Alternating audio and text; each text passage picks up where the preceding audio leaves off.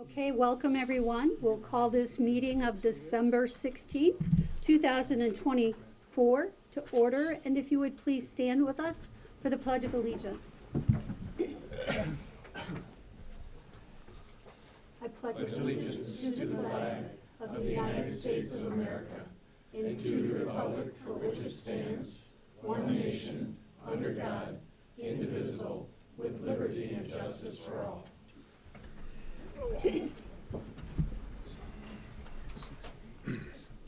Carrie, could we have a roll call, please?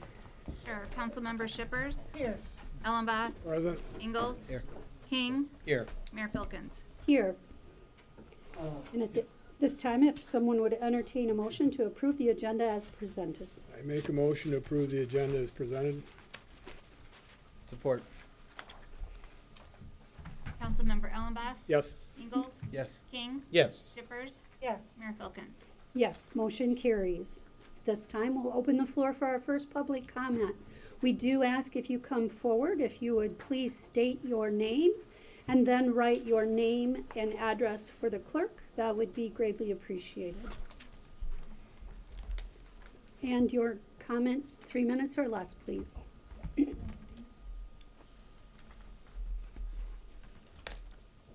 My name is Pat Ponzak. I live in Cadillac, and I'm here tonight to talk to the council. Tonight, you're going to consider opening a pathway for the establishment of bed and breakfasts.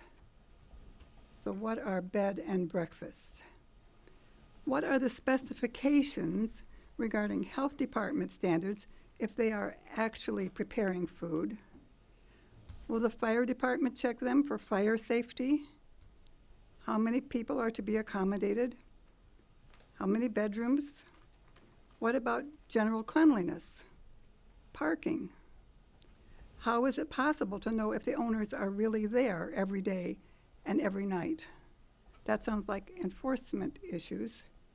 I think history shows us that enforcement is quite a difficult task. Without the living there owner, the place is a short-term rental.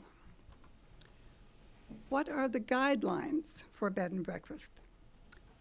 Petoskey, for instance, has ordinance number 746, which addresses bed and breakfast operations in the city of Petoskey, a city not unlike ours. This ordinance is not about zoning codes. It's about the operation of a bed and breakfast. It requires a license from the city, a license fee, an inspection by the city, renewal of this license annually. They have a 2-page application for licensure. The ordinance specifies the number of rooms to be rented, and it requires an inspection by the fire department, and more than that. This is ordinance number 746 from Petoskey. It's not just an addendum to some kind of ordinance that already exists. This is all about how you're supposed to run your bed and breakfast if you have one.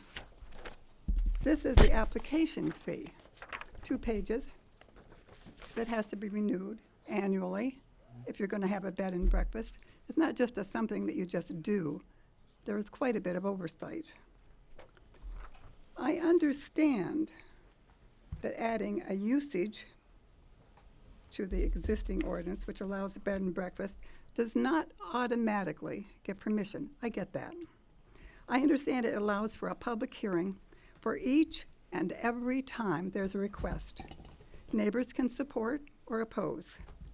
It becomes a forever project.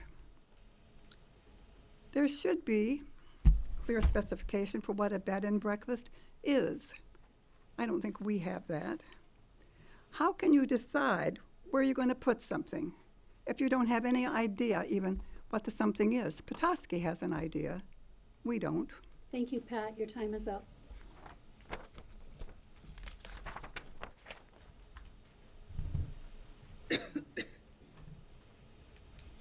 Brandy Graham.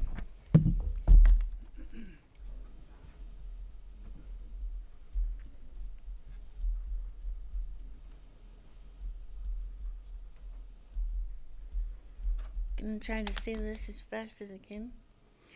It's our understanding that the PFAS contamination has been swept under the rug for years. Out of sight, out of mind, right? It's come to light over the past week that our well water has horrific levels of hazardous chemicals. From a well we paid for over 20 years ago because we didn't want chlorine or chemicals in our water. Unbeknownst to us, we have been poisoned the entire time. It should be a mandatory staple if there's ever a reason for concern. We teach our children not to eat crayons, soap, dirt, but do we really have to teach them not to drink the water? Our safe place is no longer safe. We have drank it, cooked with it, bathed our children in it, gave it to our pets, thought we cleaned our house with it. I feel better knowing it's not my fault. I could not keep a plant alive. Every pet our children have ever had has died. We have had numerous health conditions. My daughter has had her thyroids removed because they stopped working. It's not linked to genetics.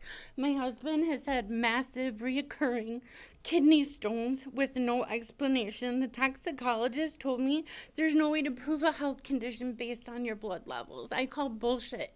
There is. The plastic filtration system handed out by the health department, how is that going to make our kitchen water safe? If it can penetrate our well, how can it not penetrate plastic? The forever chemicals are already inside of our system with no way to get rid of it. So what is more exposure, right? If any of you would like to come over for some ice water or a shower, our house is open. We had an appraisal done in August of this year. We know how much our house was worth, and I have seen online just by a Google, 30 to 41% it drops just from having PFAS. If the city would like to purchase, we can be out in 48 hours because I don't want to live there, nor would anybody want to buy it being contaminated. They say that you're supposed to love your neighbor, and yours were intentionally poisoned.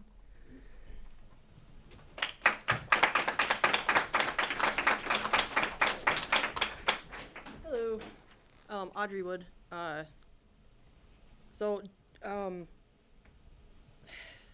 to the lack of action by the City Council, I took it upon myself to research some ideas of what the City Council could do to help with the PFAS situation.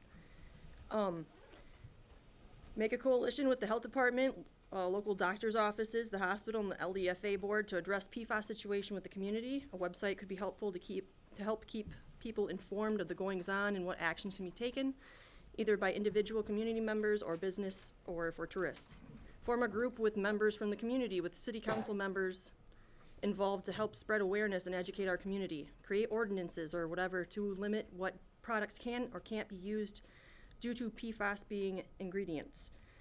Signage in the city and information on the city website to alert tourists to not eat local fish and wildlife until it is certain that those environmental factors are safe for human consumption. City council members could join the MPART Citizens Advisory Work Group or suggest folks that could represent Cadillac. Council members could join the group called Clean Water Ambassadors. Create a sustainable procurement policy / non-toxic purchasing policies for the city. Advocate to the state for sustainable procurement policies / non-toxic purchasing policies for the state. Require the city fire department to use a class-based chemical approach instead of the firefighting foam or utilize a phase-out program. Continue to voluntarily educate yourselves. Engage with the community to educate citizens. Create a super state I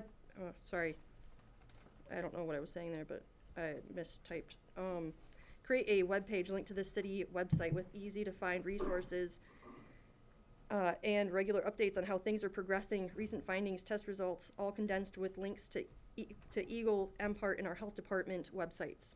Create or encourage the creation of a plan to combat PFAS at the wastewater treatment plant and preventing further environmental exposure to the wastewater. Make known who you are consulting and why on this issue. Make it known to the public. Share the information from the LDFA board's meetings with the community in detail. Create an LDFA webpage with actual information on the city webpage, or on the city website. The current one has very little information on the current goings-on, like recent test results, or meeting agendas, or meeting notes, or recordings of the meetings. Start a series of webinars in tandem with the health department, any hired experts, local experts, to participate and provide a Q&A. It could be monthly or bi-weekly. Doesn't have to be long or a huge thing, but it could be an excellent resource for the community on this issue. The webinars could be loaded onto YouTube, just like the city meetings. Start a mailing program to update the community on the efforts being made and any updates or developments. Put LDFA meetings on the YouTube channel, where these go, or make an audio file available to the public. Make queries to find out where the breakdown was to identify how testing ended up so lackadaisical in reference to the LDFA board. Make an ordinance for the city to lower PFAS levels under what the state requires. Identify and notify past community members who have lived in Cadillac and resided in the homes that have thus far been identified as having high Audrey, levels your of time is PFAS. up. Thank you.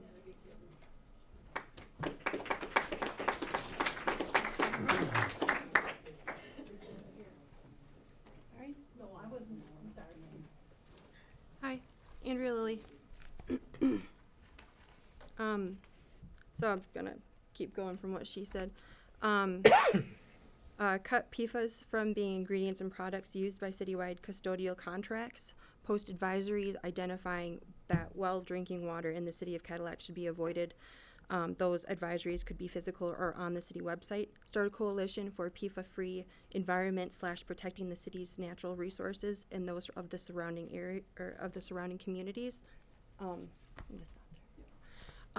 to follow that up, I have some specific communities throughout the United States that are amending and creating ordinances to limit potential exposures to PFAS. These communities include Austin, Texas, Saginaw, Texas, Thurston, New York, and Cincinnati, Ohio. The majority of changes / additions made to these local ordinances all center around how community monitoring is identifying major gaps in federal and state responses to the PFAS crisis. Community monitoring includes testing and identifying and controlling industrial discharge of PFAS-contaminated water into sewers and surface water, limiting land application of sewage sludge that is present in most fertilizers. Most, if not all, fertilizers sold at Home Depot, Lowe's, Walmart, and Meijer, to name a few stores, are mixed with PFAS-laden sewage sludge. So just as an example, no fertilizer use in the city of Cadillac, which means the people around the lake, like I like a nice yard, don't get me wrong, but I also have kids to raise that I don't want them to have issues with their testicles or their kidneys. Banning the use of PFAS-based firefighting foam, as my sister said, as well as obtaining PFAS-free protection gear.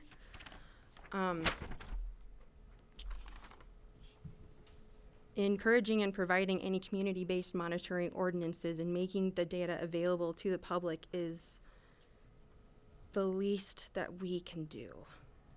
We can at least try to limit potential exposure by making a few changes that could potentially save lives. I mean, the gal was just talking about how her animals are they all died. I mean, I've had animals live to 16 years. So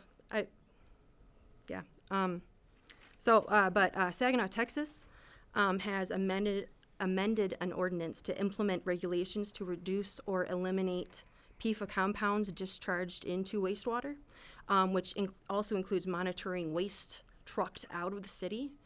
In Austin, Texas, they have taken upon themselves this, and this is a quote, "The city has a responsibility to protect its natural resources, including its water supply." So they're phasing out PFAS in firefighting gear. Cincinnati, Ohio has actually developed an action plan on how best to address the PFAS issue. Andrea, thank you. Your time is up. Where you at? I'll finish.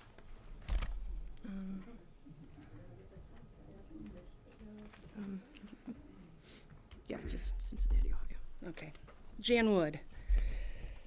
daughter of these amazing women, or mother of these amazing women who are fighting so hard. Cincinnati, Ohio, developed a plan on how best to address the PFAS issues. This plan includes reporting on what protective firefighting gear contains PFAS, a list of all city facilities that have artificial turf, like the football stadium just down the road, and exploring if they contain PFAS, and if they do, the feasibility of exploring alternative, the cost and feasibility of testing and monitoring city playgrounds, fields, waterways, and other city facilities for PFAS and monitoring wastewater correction and treatment. Here we go. Well, you're almost done. I have printed off a variety of documents she has printed off from other communities, city council meetings, in order to provide some guidance since this council has failed. Since this... There, oh, right here. Okay. Guidance for steps that can be taken to begin improving our situation, since this council has failed to provide its citizens with a plan. It's been months, and since this has been made, it has been months since this has been made known to this council, and we've had a grand total of 1 town hall that was not publicized, that was badly attended because there was no PR for it, which would have been your job. No plan of action has been provided by the LDFA board. This council can't even seem to find time to interview candidates. So, this is all yours.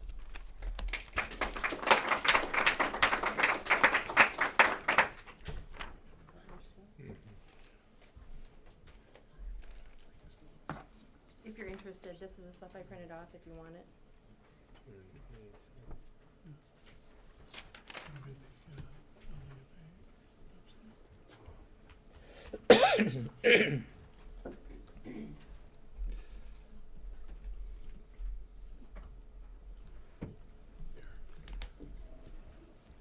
Bill Barnett, and I've been coming here since June, since figuring this out. I want you to please help these residents. Please take action tonight. Pass a resolution asking all private well owners to cooperate and otherwise test their wells. I want you to spend some money, $30,000 to $40,000. We need this for these 100 or so wells that aren't going to be tested by the state. There's 127, I understand. Please come up with a plan for bottled water for these people. Be honest with us. Put this on your agenda tonight so we can talk about it. We need an open discussion. These people need water, filters, education, and transparency. I've been begging for transparency since June. No one's going to believe that the polluted water stopped spreading across Wright Street, 13th Street, Leeson, all the way to Seneca, Marathon, Mary. But we don't know for sure where it's coming from. That's because there's no tests. We got to test. You guys have to test immediately and step up. The LDFA's test a handful, 10, 15 wells. You folks have tested 0. Well, we don't know where this is coming from. Your attorney from the LDFA said it was 3 companies. I won't mention them. We need to find out where it's coming from. These are 2 Superfund sites, federal Superfund sites. 2 to 3 miles is probably where it's going to be. And that's all the way over to Seneca. And it could be, in my theory, very close to Lake Cadillac. And I don't know if it can get in there or not. I'm reading that it can't, but I've read a lot of other things that didn't come true. We need aggressive testing. Stop being passive. Help Eagle. The good news is the LDFA did lower VOCs. There was some success out of this. And you guys can build on that. Do something. Say something. We have to figure this out as a team. Stop running from it. This is 6 months later. The LDFA doesn't have an independent attorney. There's no new environmental consultant. You have an emergency on these streets, and you're just sitting there. I've asked you to meet with the LDFA. You guys haven't met for a month. It's 2 months, it seems like. You've had a meeting 1 and 2 months. You should be meeting every week until this gets figured out. I don't know if it is possible. This would be a really good situation for an emergency manager, which I disagree with that whole thing. That's what should happen here. So I'm ready to ask the state for that. Please do something right now.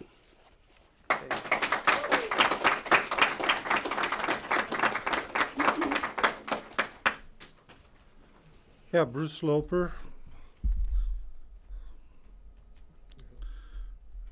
You guys have a tough job.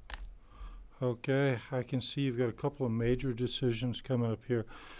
One thing I wanted to thank you for is you guys have done a good job on apartments. You've got 2 apartment complexes coming into this town, and I know that you guys did a lot of work to get that to happen, and it's necessary because we have a serious housing shortage in this town. Now, my concern is with the bed and breakfasts, they're taking more houses. If we allow this, then we take out more housing from more people. And what are we going to do? Government subsidize more apartments because some people bought houses in one zoning and they want to find a way to make more money off of them and change the zoning and turn them into bed and breakfasts. I don't think that's right. And the government's certainly not going to subsidize and put in some big apartments for big families. We do have big families in this town. One of my former students is having her 6th baby, pretty close to right now, you know. We still have big families. We need these big houses. You certainly can't afford to build a new big house. So to allow them to go into Airbnbs is hurting a lot of things. Okay, it's going to hurt the shortage of housing. It's going to hurt big families, and then we don't even know where it's going to go as far as problems. And like Pat talked about, the restrictions we have to put on them, and the ordinances, and who's going to cover those and take care of those things. Big decision, but I don't think it's time for it. I don't think we're ready for it. Thank you.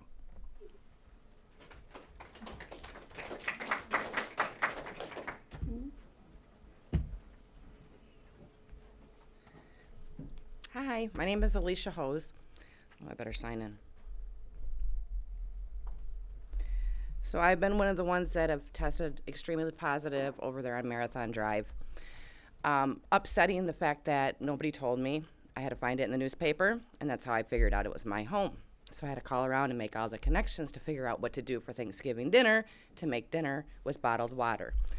I think what frustrates me the most is the communication. Nobody's talking, nobody's calling me, nobody's saying, how can we help you? What is there that can be done? That's frustrating. I still haven't got my test results, which were done on November 13th. Nobody sent those in the mail. All I know is on the front page of the paper, it said I was 13%. I've lived in the home, raised children in the home. They're out of the home now. I guess at this point, I'm frustrated. I'm confused. I'm really not sure what to do. All I can do is listen to what other people say you can do. So all the help would be great.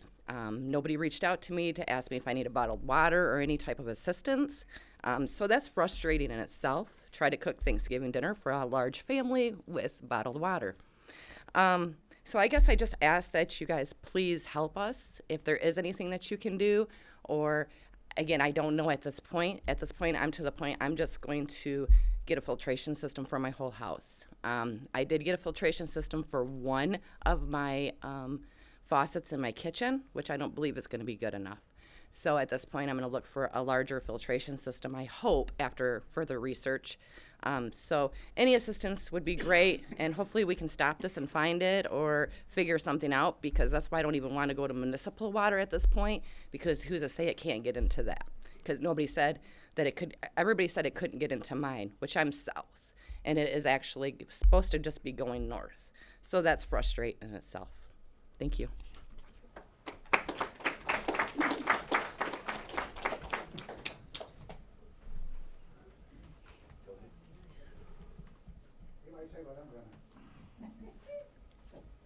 My name is Jeff Anderson. I'm going to hear about the PFOS.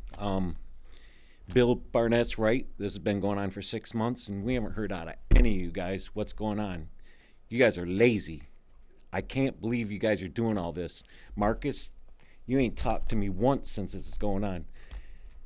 You just don't understand what's going on with your people in this city. You guys don't care. You want to put up new buildings and bread and breakfasts. You have a major problem here. You need to take care of it. This is your people that's paying you. We pay your wages. You need to get your shit straight. Mr. Anderson, What?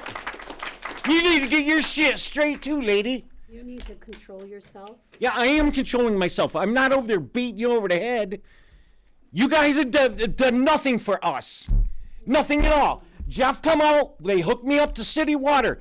Whoopee! Now I'm underneath my house fixing all the dang lines because it can't handle 90 pounds of pressure. So now I'm underneath my house working on it all the time. And you guys don't come and check on me or see any of this goes. I spend an extra $100 a month at my shop so that make sure I don't get any more PFOS. I've spent lots of money. I have spent the money. And you guys still don't do nothing. There's no recourse for it. What's going to happen? I am pissed. And you guys really need to concentrate on this problem in Cadillac and the surrounding area.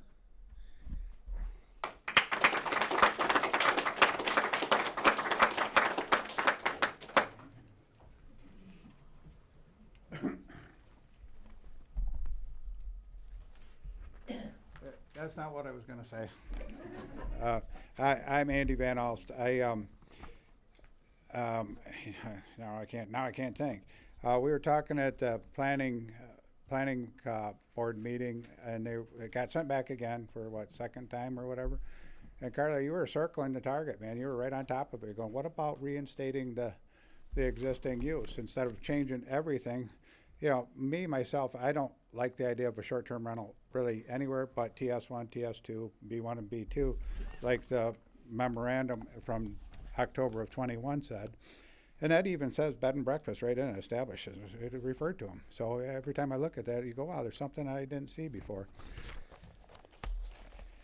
But it was told that you couldn't do that, right? Isn't that what they said at the planning board? But then I look and I got a FOIA that said that LIBOR 67, page 157 of the Wexford County Register of Deeds, lo and behold, on 10/3/88, there was a special use permit granted in RM1 district right there for that house. And then it was revoked almost a quarter of a century ago in November of 2000. I'm not in favor of spot zoning. That's what that would be. But I would a lot rather be spot zoning to reinstate that than I would be to go, well, let's cover it up with changing the zoning for all of RM1 and all of RM2. So far we've had at 2710 Sunnyside Drive, you guys approved a short-term rental there, and that was R3 residential. Now we're looking at changing RM1 or adding text to it, and then the next planning board, they're talking about changing the zoning for the Pine Street house. So it's like we'll go to great lengths to approve this stuff, and we'll take zero steps to ensure the character of the neighborhoods and simply say, no, it's not zoned for it. This is our city. It's not the tourist city. And part of the solution is creating more red tape. So if you go, yeah, let's do this with the RM1 and RM2, and then we'll go by special use permit, and then we can all come back down here and argue about that every time there's a new request. That seems crazy. And I also think that Bruce is right. I think that the housing shortage, it seems like we had solved the long-term housing crisis before we start figuring out how to accommodate tourists that we don't know. I also was thinking about the enforcement. And the enforcement, the same people that are going to enforce it are going to be the same people that are enforcing the house right next door to it. Have you guys been by there to check that out? That needs some enforcement, and we're still lacking there. So, okay.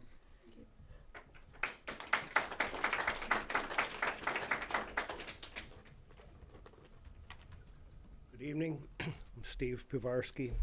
Get my stuff written down.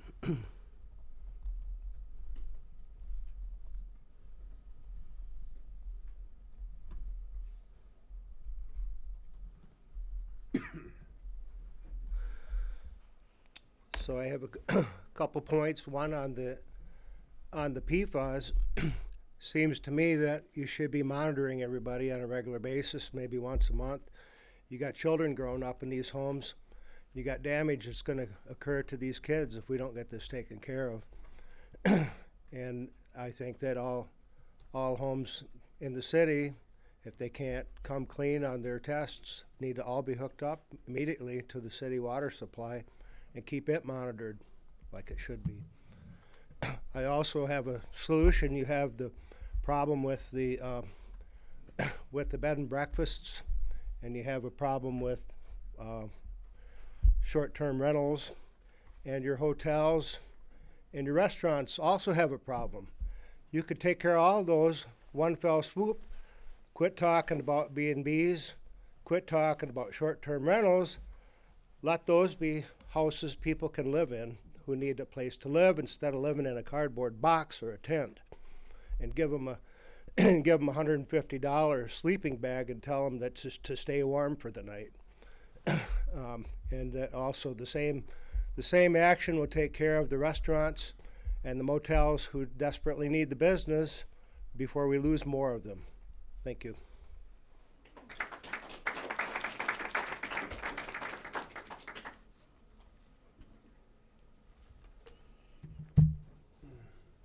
Good evening.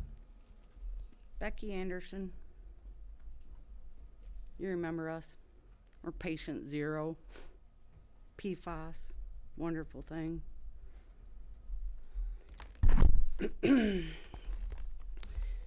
So I've read that you guys have known about it since 2018, about the PFOS in the wells, how it's leaking into the ground. My main thing is, it would have been nice to know about it then. And if we hadn't tested ours, how long would it have been kept a secret? Would it still be a secret? Would these still be nice, calm city council meetings? Because nobody would have known about the PFOS in their wells? Because you kept it a good secret for at least 6 years without anybody knowing? It almost it almost feels like somebody says, I'm going to send a hitman and watch him kill you, but I'm not going to tell anybody who did it, you know, because you guys have let us sit there, drink the PFOS water. You knew it was there. You're just watching the damage get done, but nobody's doing anything about it. Kind of sucks. We've been given a death sentence, basically, or you're terminally ill now because you got this for at least 30 years. Try and get it out of your system. It's not a fun thing to deal with, think about. It's always on your mind, what's going to come up? What kind of health problem am I going to have? What about my kids, my grandkids? Who's going to have cancer? Who's not? Who's going to have thyroid problems? What's their life going to be like? I have 10 grandkids that grew up in my house. They all drank that water. What's going to be their problems? It really, really sucks. The town hall that was done for PFOS felt like a PFOS 101. You could have learned that on Google just by punching in PFOS. I think it was very poorly done, and that there wasn't very many people from here to talk about anything. No one on this council has ever contacted me to see how I'm doing, how I feel. I call that poor management all the way around. If I was up there and one of my people were sick from my water in my town, I'd be calling them, reaching out. Instead of when it comes time to vote, hey, will you give me your vote? You get that. I know that's been done. But not when I'm sick from water that you know about. It's very hurtful. Christmas this year has been a total bummer. A real bad bummer.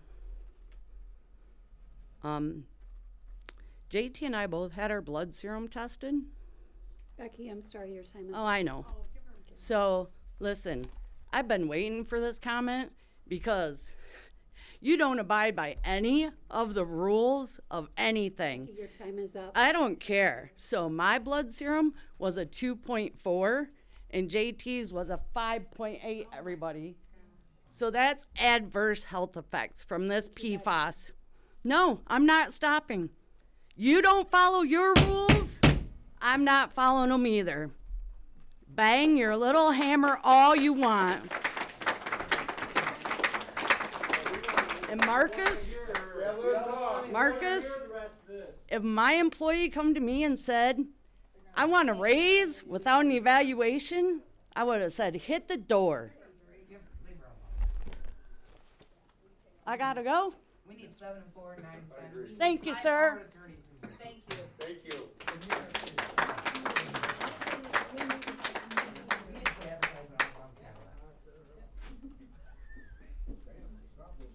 My name is Alexandria Wright. I own a house on Houston Street. My mother owns a house on Kim Drive across from Heritage Christian School, and we also own Wright's Customs on Leeson. I'm gonna touch base. 2018, knew about it.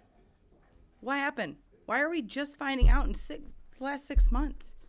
You know, and when I called Eagle, I had an hour and a half conversation with them on Thursday, and they told me that our road, Kim Drive, and then the road before ours, the Circle Drive, was skipped over. And I asked her, why was our road skipped over? Why was my parents' road skipped over? And they said, well, you weren't on the list. And I said, well, what list is that? And it was provided by the city, is what they informed us. You know, it's unthinkable that we're not standing up for each other. This is our home. This is what we live here. We raise our kids. We have businesses here. We need to do something, anything. You know, bottled water is one thing, yes, to drink, maybe to cook with, but what about our laundry? What about our showers? We've got 5 kids in my home. My mom is 57 years old and at 48 had triple negative breast cancer. Was this something that was caused by that? I mean, we don't know. We're getting our water tested on the 18th at all 3 places.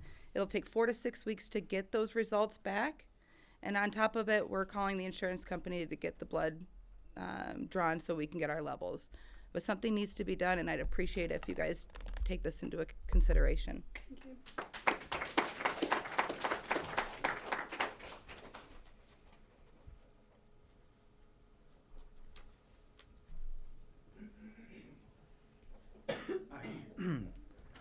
Don Euler, 617 Colfax Street, here in town, a block from Kaiser.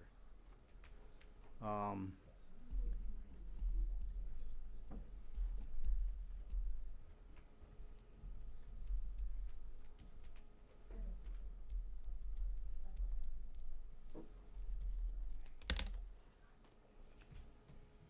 don't even know where to start. I've been coming to these meetings for over 2 years. Nothing. It seems to me you guys don't listen. Not all of you, but it's so skewed one way. To me, a bed and breakfast, short-term rental are the same thing. You guys should not try to change things just to get your way. There's so many people that have stepped up here and said that they don't want that in or around their neighborhoods. Doesn't matter. The PFOS thing is very upsetting. I still live at 617 Colfax Street. We moved into that house in 1959. Of course, then it was all well water. I don't know when they changed it over or when they went to sewer and all that, but I know that I had colon cancer in 2000, 3 masses taken out. My brother Bob had colon cancer and bladder cancer 3 years after I found out. If it's in the water, how many people died is what I want to know. There's no way for you guys to tell, but those people are not alive. They're not here to come up here and say what they needed to say. That they could have still been alive because of stuff like this PFOS shit. Excuse my mouth. You guys really need to take a look. Do what's right for the people of Cadillac. 1989 is when this Superfund happened out of Kaiser. I don't know where the money came from. I was told that it didn't come from Kaiser or anything, that the city of Cadillac had to come up with the money to fix it. It wasn't fixed then, it isn't fixed now.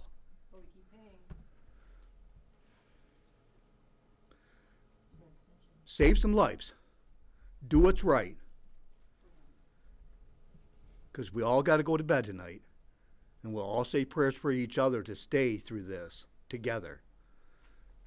But you've got to do it. Don't keep putting this stuff off. This is people's lives we're talking about. How many people have already lost their lives? I live in that danger zone, Colfax Street, a block from Kaiser. How many other people have to go through this in the next 2 or 3 years because everybody wants to drag their feet? Get with it. Thank you.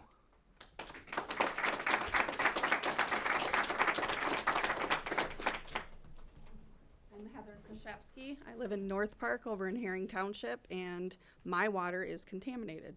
So I just want to know when we're going to have a questions and answers thing, because I have lots and lots of questions. When's that going to happen? I know you don't have to answer me, but I sure would really appreciate if you did. Like, is there something we can do to answer questions about this? I'll wait for 3 minutes in silence if I have to.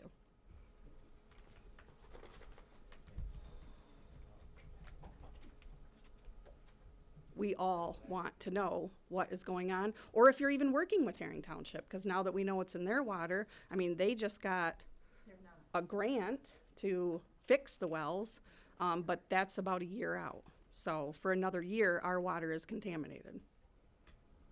So just want to know if there's any plans on working together with Herring Township, if that's possible, and what we can do for everybody who is now drinking this water.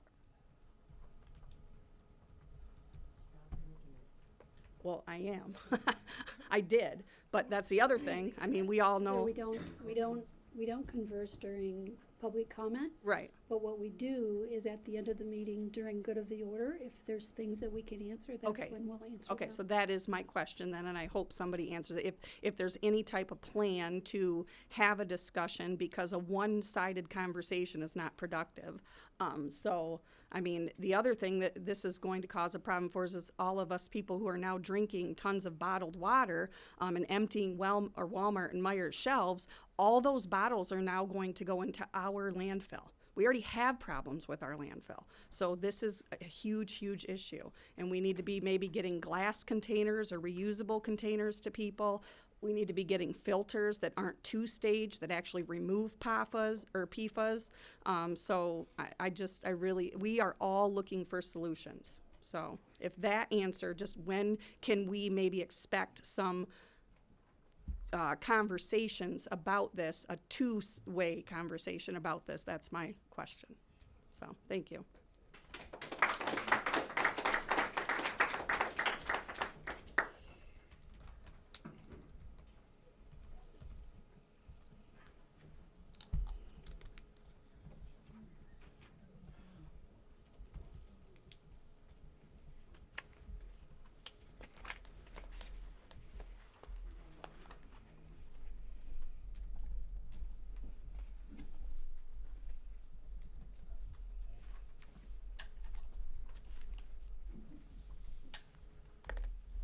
Yeah, Rick Torres. God, this is crazy. Such emotion. My heart goes out to the people that are suffering. This is bad. I've been attending meetings now for 2 years. And I've learned over those 2 years some things. I've learned that our city manager works at the pleasure of our city council. Important. I also know that our city manager is basically the chair of our LDFA. That being the case, somewhere along the line, communication broke down. We've heard of that before with City Council, and now we're seeing it again, how this situation has occurred. Whether it was a combination of the chairman of the LDFA, our city manager and our utilities director not coming forth to the council and sharing information with them? Who knows? The one thing else I've seen over the 2 years is that on constant motions that the people have objected to, it is you three, Engels, Shippers, and the mayor, who have successfully passed it, despite what the people are voicing. Most of those motions that were made were contrary to what the people wanted, yet they passed. Not just on one occasion, not just on 2 occasions, on many numerous occasions. If our city manager works at the pleasure of the city council and is chairman of the LDFA, then he has a responsibility to let you know via our utilities director what's going on with the water. And if this wasn't divulged back to 1989 or whatever year that was that this gentleman that was just up here said, and by the way, I agree with everything he said, then you need to find out what's going on. Is anyone getting paid to make decisions? I mean, what's going on here? I don't get it. These are simple decisions to be made. The people are here to voice their opinions on these issues. You don't listen. You do it anyway. Thank you. I just don't get it.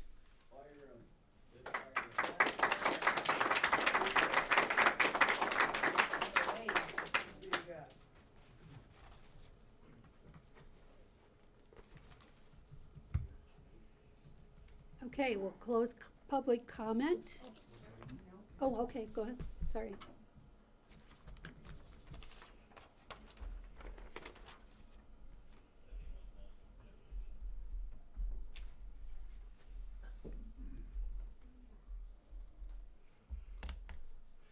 My name is Will Markham, and I pastor at the Revival Center Church. I've pastored there for 33 years. And our property is surrounded on 3 sides by the city, and I have well water. That's not why I came. I came because I needed to read something and do something. First of all, I encourage you, it says, to make petitions, prayers, intercessions, and prayers of thanks for all people, for rulers, and for everyone who has authority over us. Pray for these people so that we can have a quiet and peaceful life, always lived in a godly and reverent way. This is good and pleases God. It goes on to say at the very end that this is valid for every era. So I came here tonight to pray for you. And I'm praying that God will give you wisdom in what you do, because that's the most important thing that can happen. Not a thing that we've talked about tonight is an easy fix or an easy solution. But I'm praying that you have wisdom so that we all can live peaceful lives. Thank you.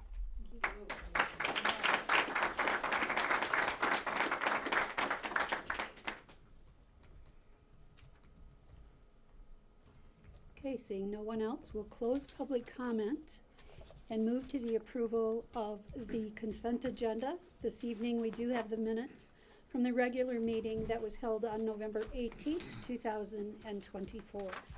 I'll make a motion to approve the consent agenda as presented. Second. Councilmember Ingalls, Yes.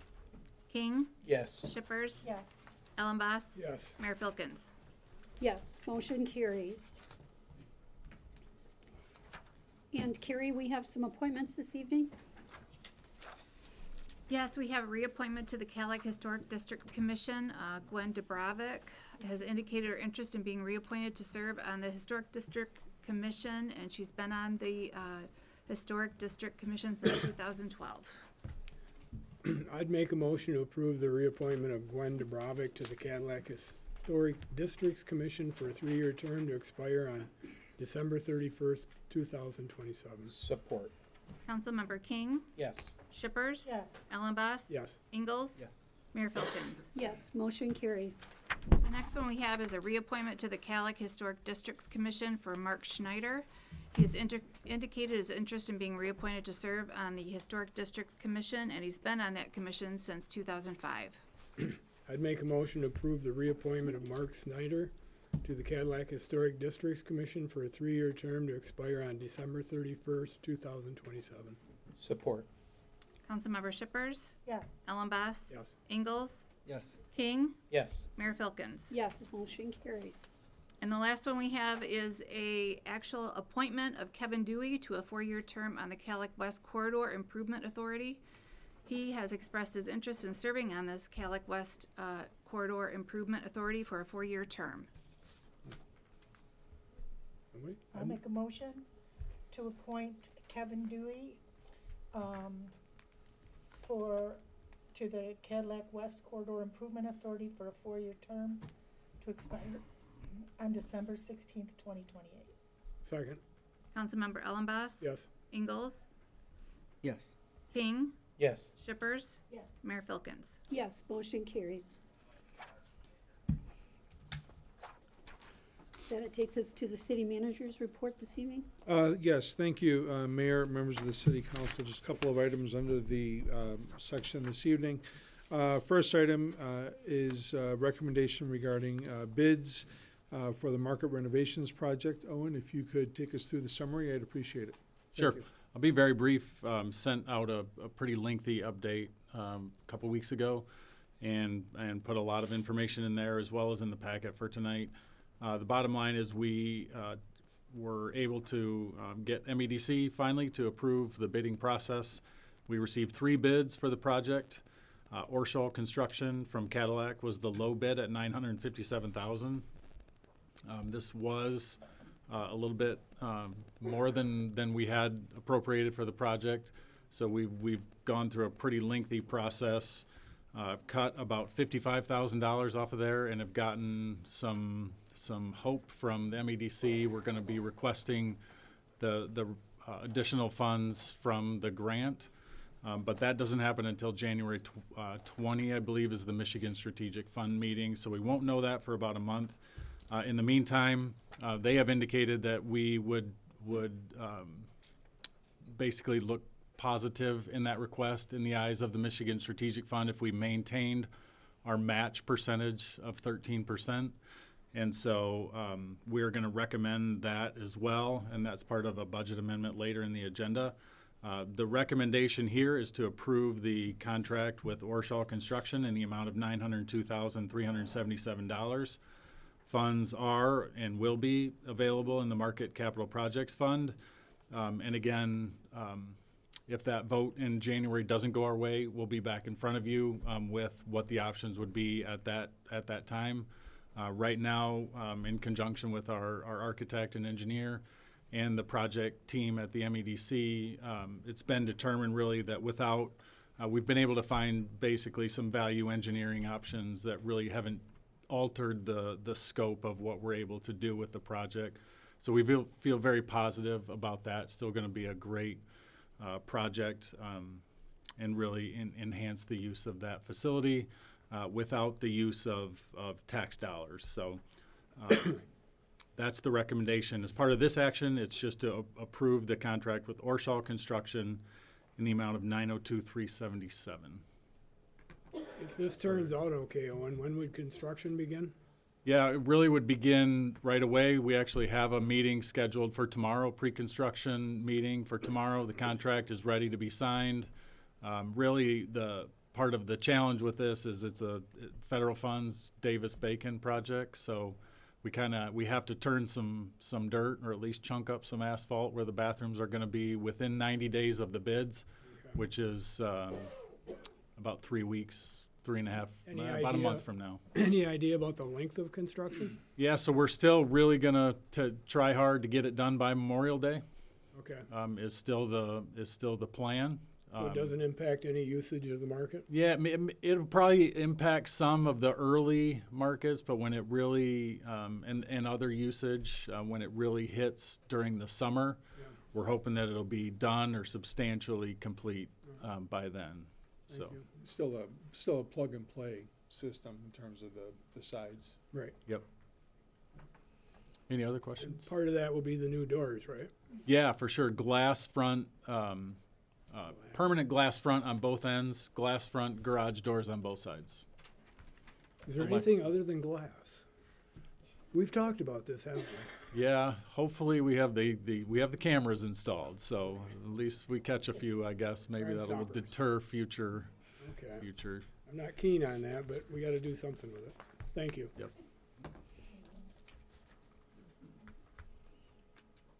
I'd make a motion to approve, wait a minute. Motion to approve the recommendation for the market at Cadillac Commons renovation project be awarded to Orschel Construction in the amount of $902,377. Support. Councilmember Ingalls? Yes. King? Yes. Shippers? Yes. Ellenboss? Yes. Mayor Filkins? Yes, motion carries. Thank you, Mayor, members of the City Council. The annual calendar year 2025 council meeting schedule is before you next. Very similar to the schedule that you reviewed and approved last year. As always, you're able to call special meetings on occasion. This schedule takes into consideration when the known upcoming elections are, as well as federal holidays in which we are closed. I'd make a motion to approve the calendar year 2025 council meeting schedule as presented. Support. Councilmember King? Yes. Shippers? Yes. Ellenboss? Yes. Ingalls? Yes. Mayor Filkins? Yes, motion carries. Is John sitting here? Okay, thank you. Are we ready? We are ready to talk about introduction or Yep.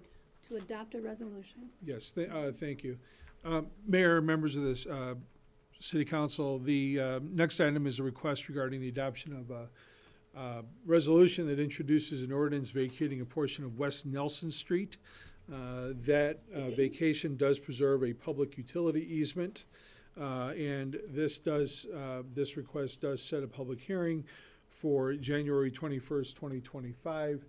This is a recommendation coming to City Council from the Planning Commission in regard to the vacation, and this is in regard to the North Lake Street Flats multifamily development project. John, is there anything you want to add now for any additional information?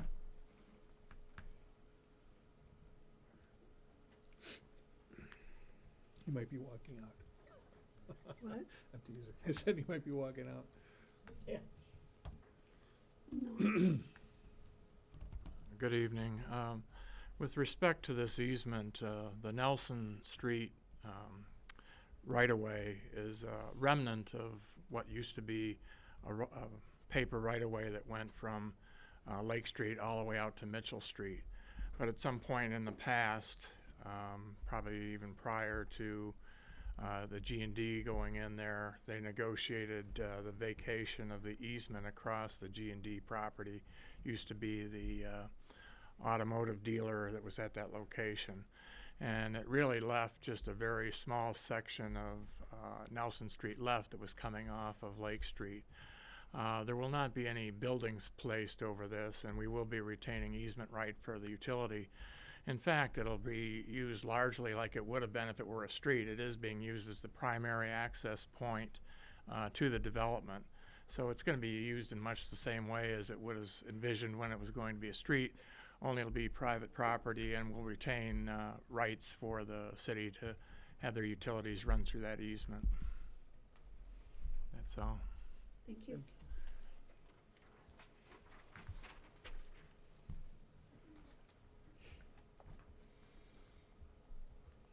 Okay, does anybody have any questions, or would someone entertain a motion?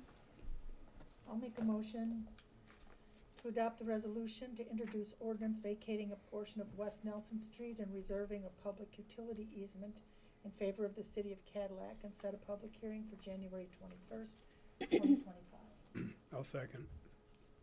Councilmember Shippers, Yes. Ellenboss. Yes. Ingalls, Yes. King, Yes. Mayor Filkins. Yes. Motion carries. Ready? Thank you. This next item is a request to adopt an ordinance that amends sections 46-4, 46-186, and 46-216 of the Code of Ordinances. This is the, what I'll call now infamous B&B related text sections in regard to the city zoning code. This did get remanded back by City Council. Did I miss something? No, Aren't we're we- at the general appropriations. I'm sorry. Sorry. I skipped. I apologize. Moving back one. Sorry, guys. We're at a request to adopt a resolution amending General Appropriations Act for fiscal year 2025. Owen? Yep, so the third page of that resolution that was in your packet is the actual details of the amendment. And so the general fund is where the additional appropriation of dollars will come from. My recommendation would be to use a portion of remaining ARPA funds for that. We did receive about $1.1 million in those, and there still remains, prior to this, about $785,000 in those funds. So again, we can do this project with all federal grant dollars and ARPA dollars and no city funds. The appropriation or the amendment to the market capital projects fund, there was some estimates in the original budget. So this kind of cleans that up to actual amounts. So the federal grant amount will go from $750 to about $884,300. That does include the engineering and the environmental because we have to pay for those up front, and the grant reimburses us for 100% of those. So total grant funds on that will be about $884,300. And then the contractual services expenditures, again, there was an estimate in the budget for the year. Actual remaining costs of that with the current award of the contract would be $973,500, and this gets that appropriation in line with what we now know of actual project costs. And that's the only item on the amendment for tonight.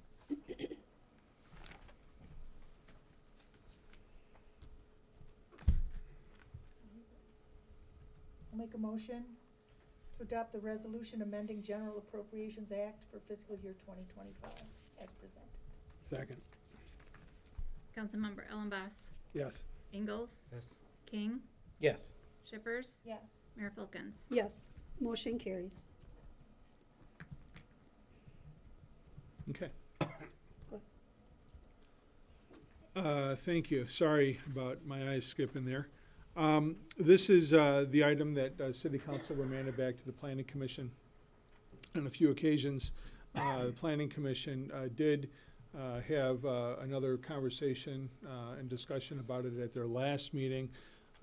We did have them spend some time talking about overlays and even went down a couple of different pathways in terms of how big the overlay could be, where it could be, whether it could or couldn't be restricted to any particular zone, and frankly explain that it could be anywhere, zoning non-restrictive to it. John, I don't want to take too much of your thunder away. There is a communication that summarizes the Planning Commission's last conversation. If you want to walk us through it briefly, that'd be great.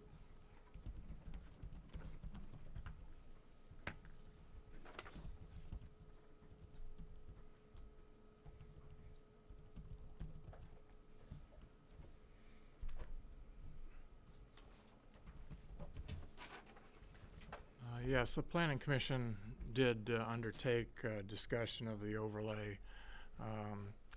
We reviewed the council minutes in terms of what the directive was to look at a geographic area. That area was looked at. We also looked at other variations of overlays, some which may include single-family districts, some that don't. But at the end of the day, when they looked at all the different overlay options, they still felt that the direction of their original recommendation to go with the RM1 and 2 was the appropriate way to go. So that was the final determination from the Planning Commission. And, you know, I'd like to bring up too that, and Mike might be able to back me up on this, I think the city is obligated to provide for legal uses within the city and have a pathway for those. So as we look forward for a final vote on anything, that vote should include a pathway for letting people in the community know where they can consider a particular use. And sometimes we don't like the use, like sometimes adult uses, we don't like those. So the courts have decided that we still have to provide for uses that we don't like if they're legal. And so it's like everything else. It's just letting people know what they can expect in terms of where they can apply for things and have that be a clear pathway. Thank you. Thank you, Jim.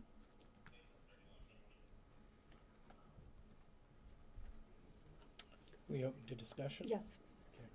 Okay. As council knows, I sent everybody an email today based on concerns I have, because going back in this process, we've been asking not only the Planning Commission to have staff tell them what the history was of the original B&B, but why that was revoked. And the message that kept coming through was they couldn't really find anything. And it disturbs me that it took a citizen to do a Freedom of Information Act request. And the response is 11 pages long, and it has a full history of what happened in 1988 and then what happened when the permit was revoked. And this is exactly the history I expected to be given to the Planning Commission to consider going back in the beginning, and exactly the history to help the Planning Commission and us know what the options were. So we knew what we were doing the right thing, especially with an issue that we've had so much feedback on this. And to get a recommendation without this history that we should change all of RM1 and RM2, to me is ridiculous after I look at the history of this. Back in 1988, an application was made for a special use permit for 312 Cass Street. That was considered by staff and legal of the city at that time, and it was recommended that in following with state law regarding bed and breakfast, a special use could be granted. The Planning Commission actually granted the special use permit. It was zoned RM1, which it is zoned today. There's no difference in how it was zoned then and now. And bed and breakfast was not a considered listing for a special use at that time, which got me to ask the question. I don't know the answer to it yet. In relation to a special use, can you ask for a special use if it's not listed? Or is it if it's not listed, it's excluded? I couldn't find authority in my quick search to say if it's not listed, it's excluded. I think that if it fits within the nature of the property or the nature of that zoning, it can be requested and reviewed by Planning Commission and then come to us, as it did in 1988 and as it was passed. That method, that option, whether staff likes that option or not, appears to be one option. And the Planning Commission wasn't given that option, and we weren't given that option. We voted 5-0 to send it back to Planning Commission and have staff give the history and all options, which would include, do we just do another special use as it was done in 1988 and deal with that one property and not disrupt the rest of RM1 and RM2 throughout the city?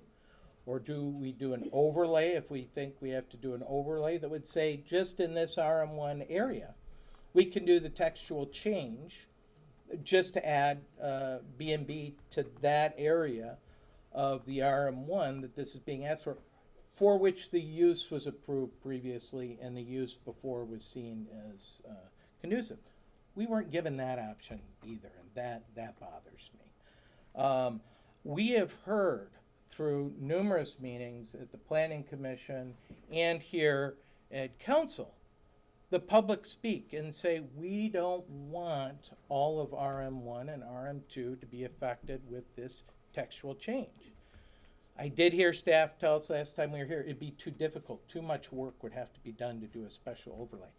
What work does it take to simply say, in this little area for this neighborhood where it was done before, we're going to add a B&B as a special use that then can go in front of the Planning Commission and then in front of us to make a decision. It bothers me. It's why I think there is so much caution and distrust on what we're doing. We've got to be transparent. My next question is, why didn't I get this after it was given to that citizen?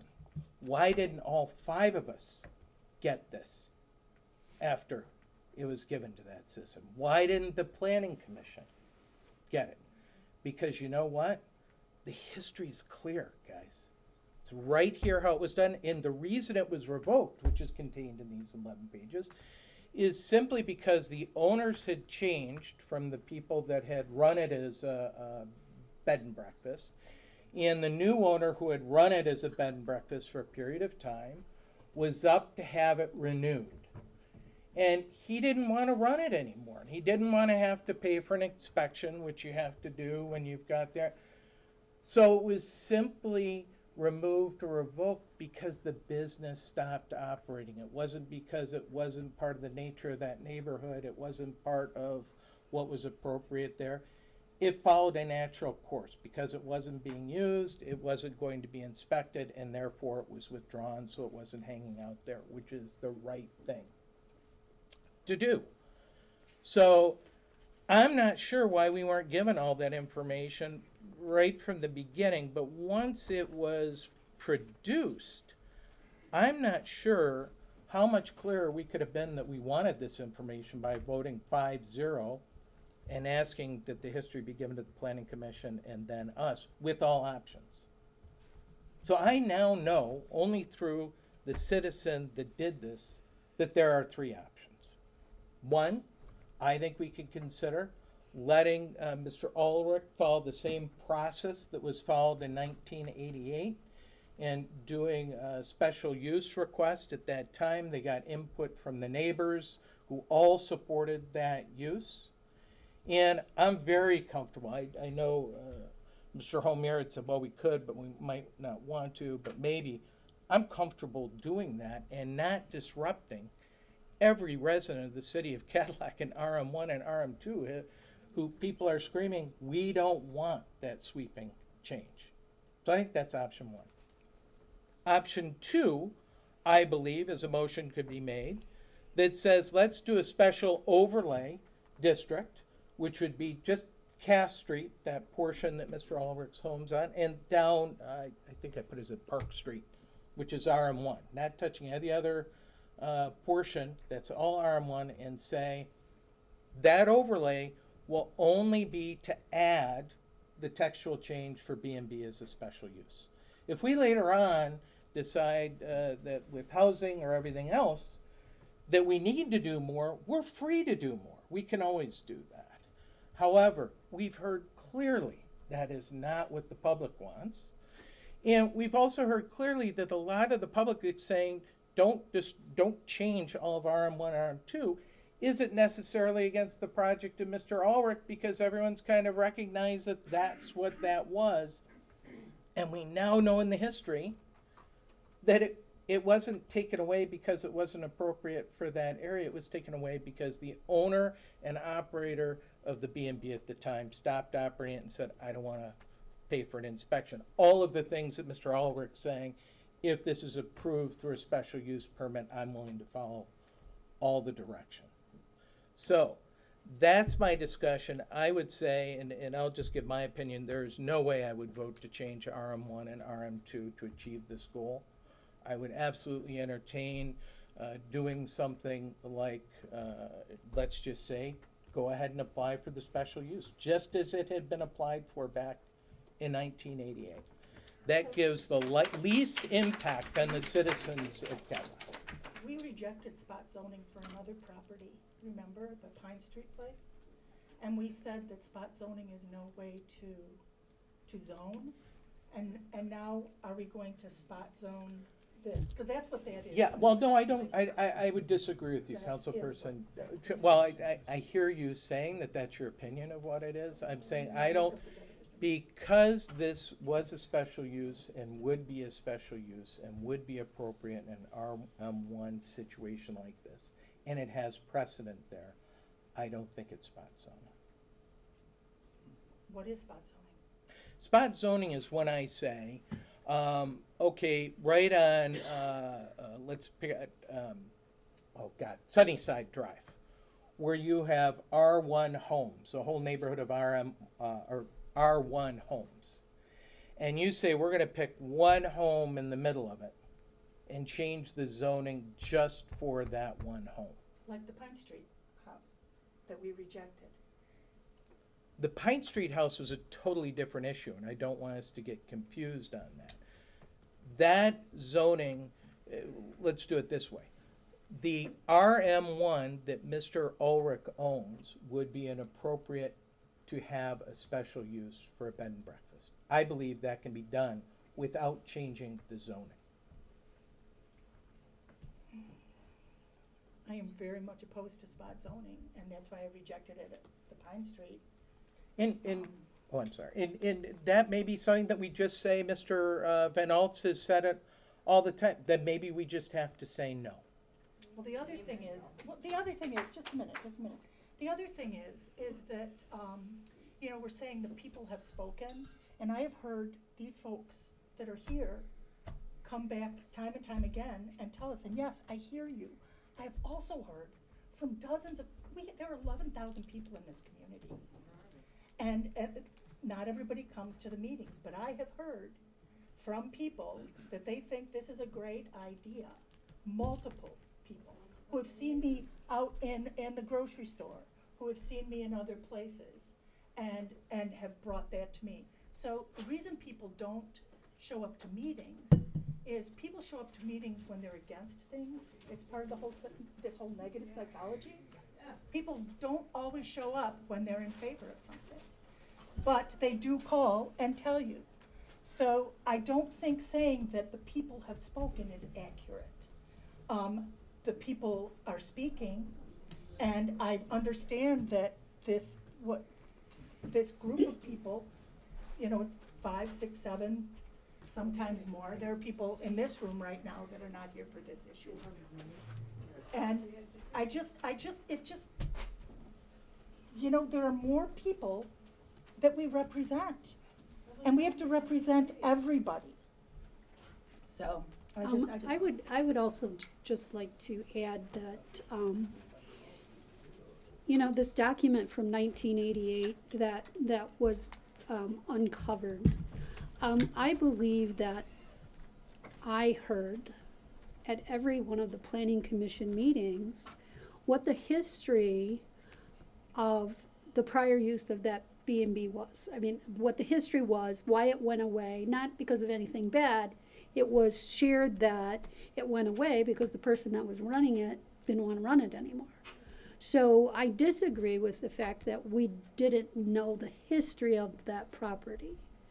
And from the Planning Commission's perspective, each time it's come back to them, to us, that group of 9 individuals feels very strongly that we reaffirm this thought that has been, that we brought forward as a Planning Commission. I guess one thing on a side that I would like to say is I always felt like when we were rejecting the Pine Street house, that was a tough decision because I thought that was a good idea. And I thought that would have been a good short-term rental. But there was no way to make an exception and carve out a change for owners of a home that were actively flouting our ordinances. I mean, they continued to profit that for quite a while afterwards. We had a hard time shutting them down. I think they were from a different state.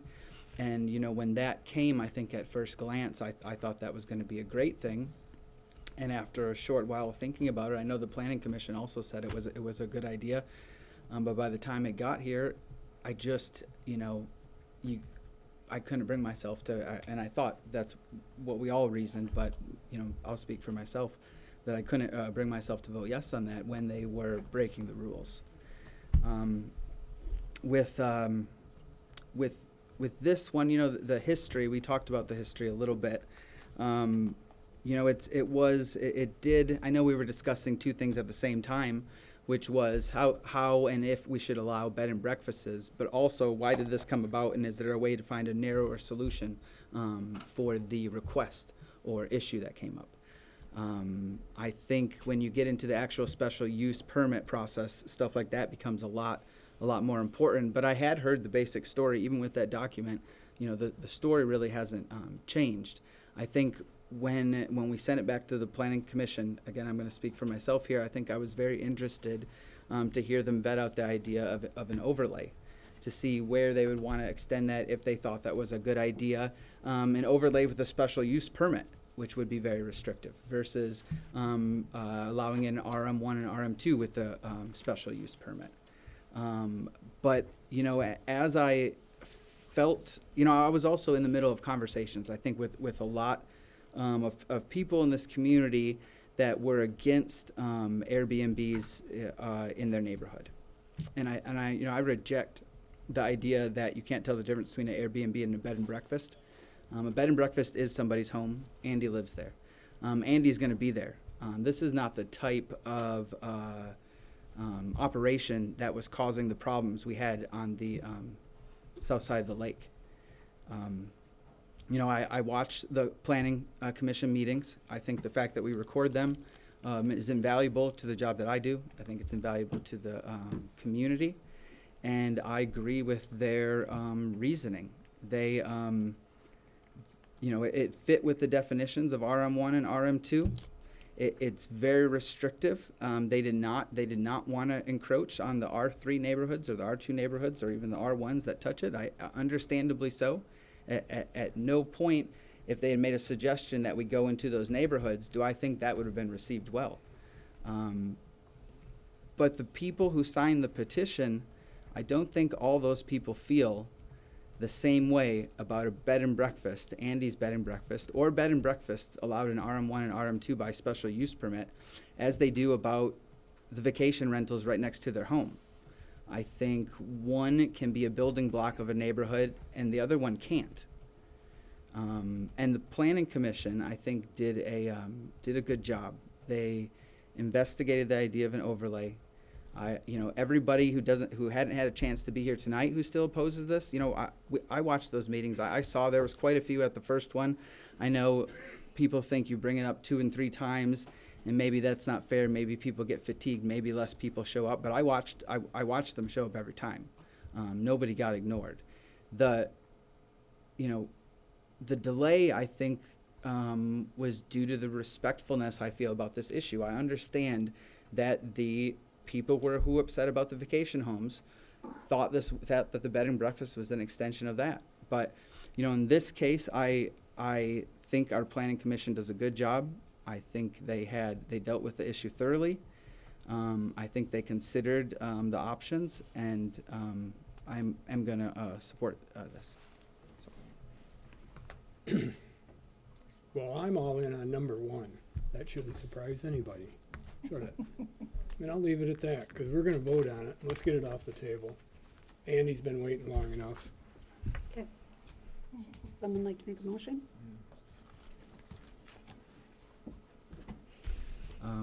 I'll make a motion to approve the resolution to adopt ordinance to amend sections 46-4, 46-186, and 46-216 of the Code of Ordinances. Support. Councilmember Ingalls? Yes. King? No. Shippers? Yes. Ellenboss?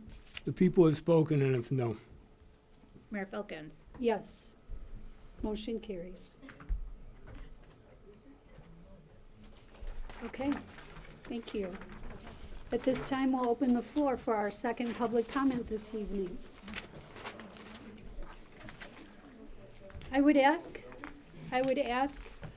if there were things that we didn't discuss in the first public comment, that's what we'd like to hear. Because we did hear the first public comment, so if there's more that you'd like to add to that, we would like to hear that. Bill Burnett. So first of all, citizens can say whatever they darn want to up here, and please don't try to limit them into your categories. We need transparency. We need the meetings back on TV. Do stuff in open session, please. You're going into a closed session here in minutes. Minutes. We're going to have enough. Can you tell us what it's for this time? That's okay. What's the topic? You don't have to tell us what the advice is. What's the topic? Grayling took 5 years to find a solution. 5 years. What are these folks going to do for 5 years? You're going to need refugee housing at this 48-unit place. I'm starting to like this idea.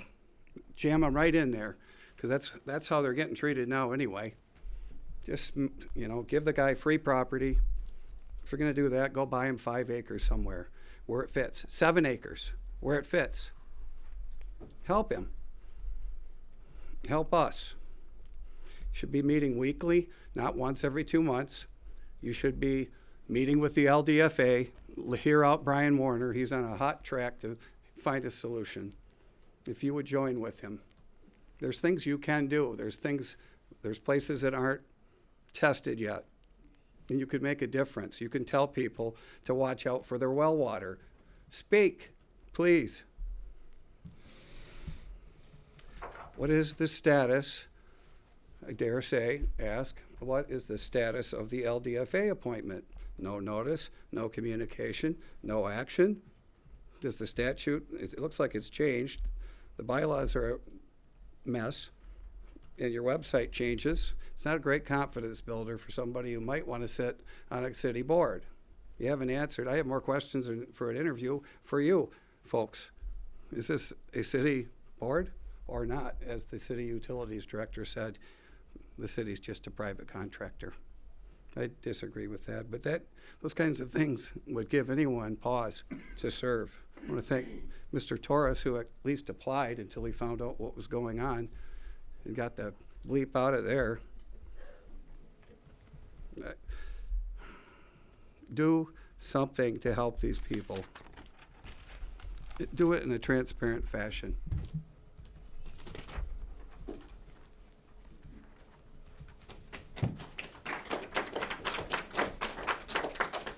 Okay, I had other plans on what to talk about, but actually I just found this very interesting. LDFA meeting minutes are actually, there are a few online that I've been able to locate just in the last little bit. I found some excerpts that indicate that PFOS was a concern in 2020 with the LDFA, but no one cared to test. They pushed off the responsibility. So I don't have enough information to really talk on it too much, but that's interesting to me.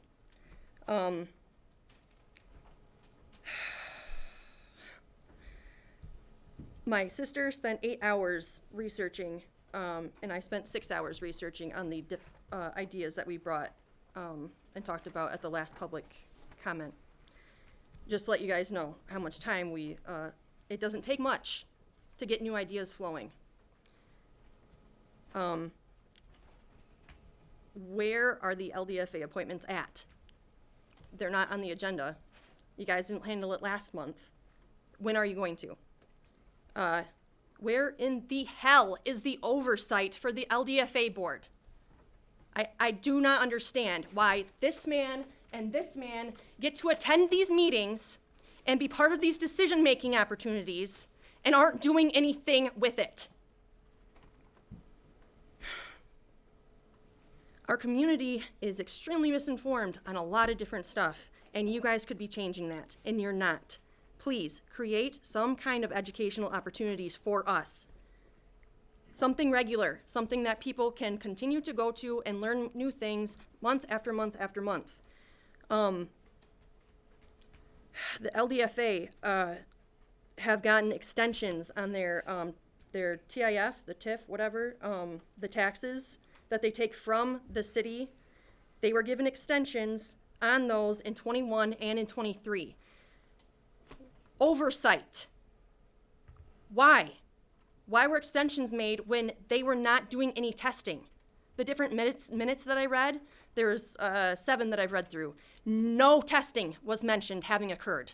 Nothing on PFAS. It was specifically mentioned that they were not responsible, and you said this, you guys were not responsible for PFAS or PFOAs, or PFOS.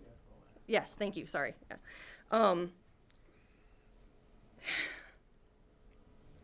Get moving on this stuff, okay? Your citizens are watching. We're watching more and more, and more people are paying more attention to the inaction of the council, the city manager, and the utilities director, and the LDFA. When there are no efforts made to encourage education in instances like this, where people are already doubting and questioning transparency, and there have been pretty big mistakes identified that were made by multiple higher-ups on the city payroll, make the effort to have a well-informed community. Otherwise, it really just feels like you're trying to hide behind your community's ignorance. Thank you. Your time is up.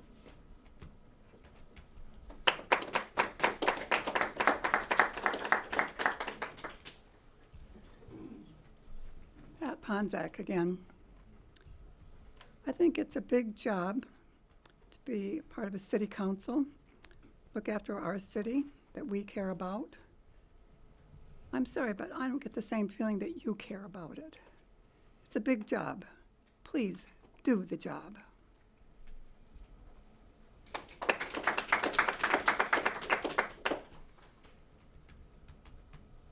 Jeff Anderson. I have a couple notes here. I want to go by rather than running my mouth. First of all, we get letters stating that we're going to be charged for not plugging our well off. We tried to get in our well permit, fine. Denied.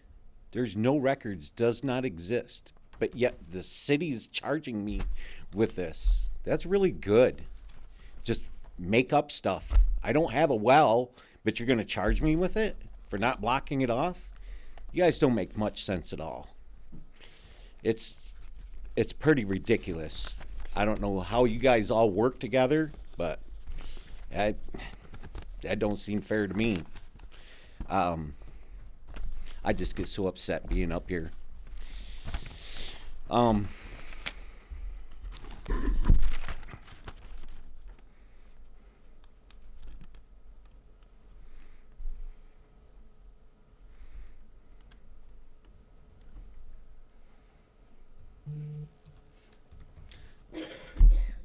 I can go back to what this lady in front of me said about the funds of you guys monitoring all this stuff, and nothing's been done over the last 6 to 8 years.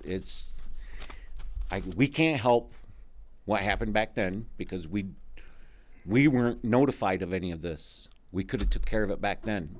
But now you guys are here representing the Cadillac, and you guys are the ones that are responsible for this. That's pretty much all I got to say. I mean, come on, help us. Something's got to be done.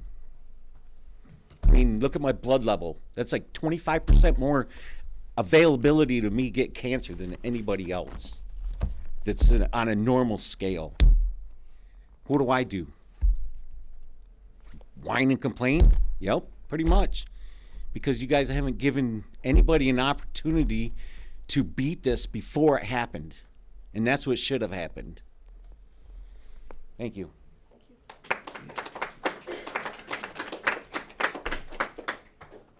Alexandria Wright. I want to bring up is it Shippers? Okay. You stated that, you talk to people in the grocery store.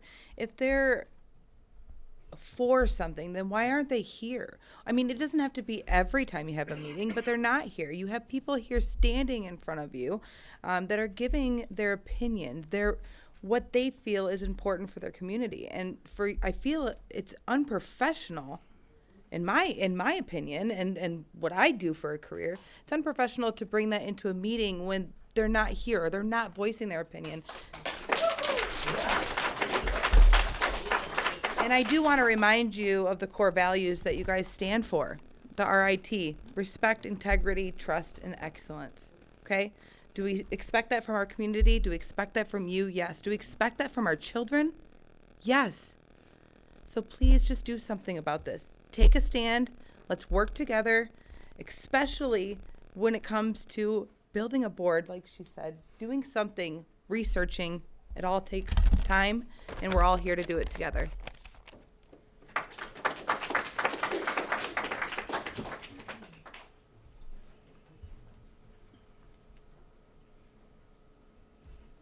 So at the end of the day, Andy's the only one who's happy and everybody else isn't. So.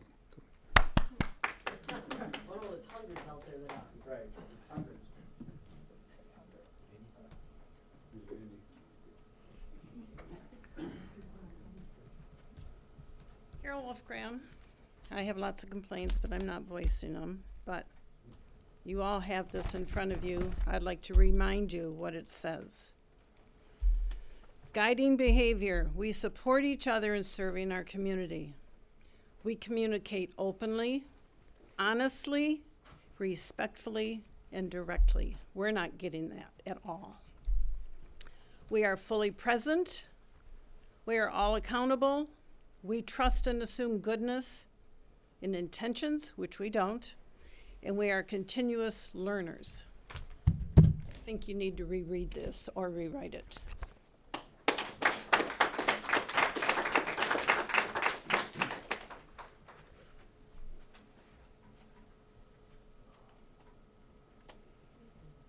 Anthony Slaughterrock here. Not much to say.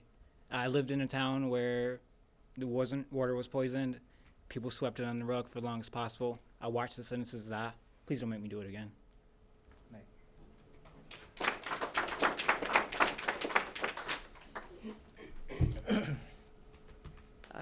My name's Chandelier. I live on Marathon. I've heard a lot of talk about the bed and breakfast. And I think it's real easy that when it comes out on the news about the bad water in Cadillac, nobody's going to be coming to any bed and breakfast.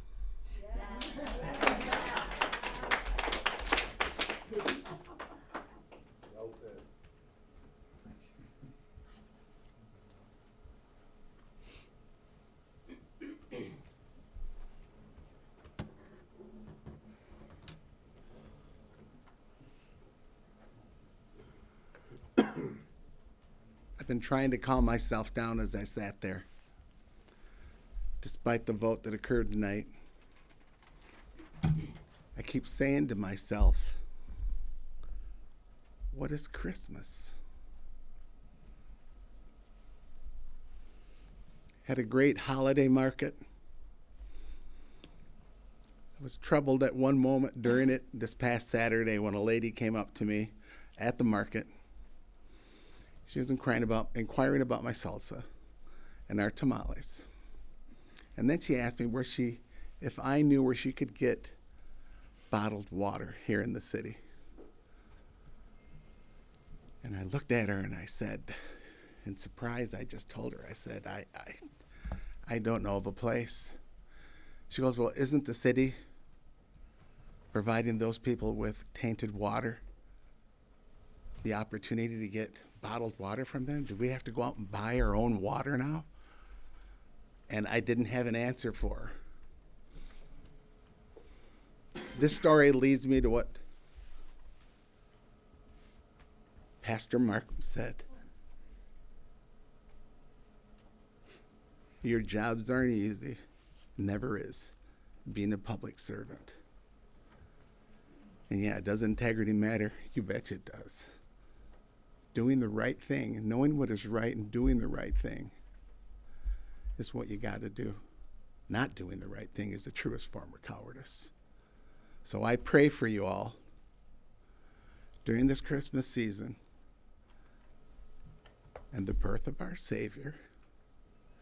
to give you the wisdom to understand the dismay that many, very many of the people in your community are having to deal with in their lives, and may have to deal with their lives in the future, of themselves and their children.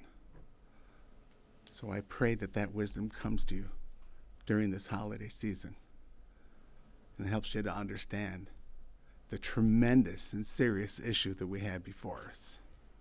Thank you. Thank you.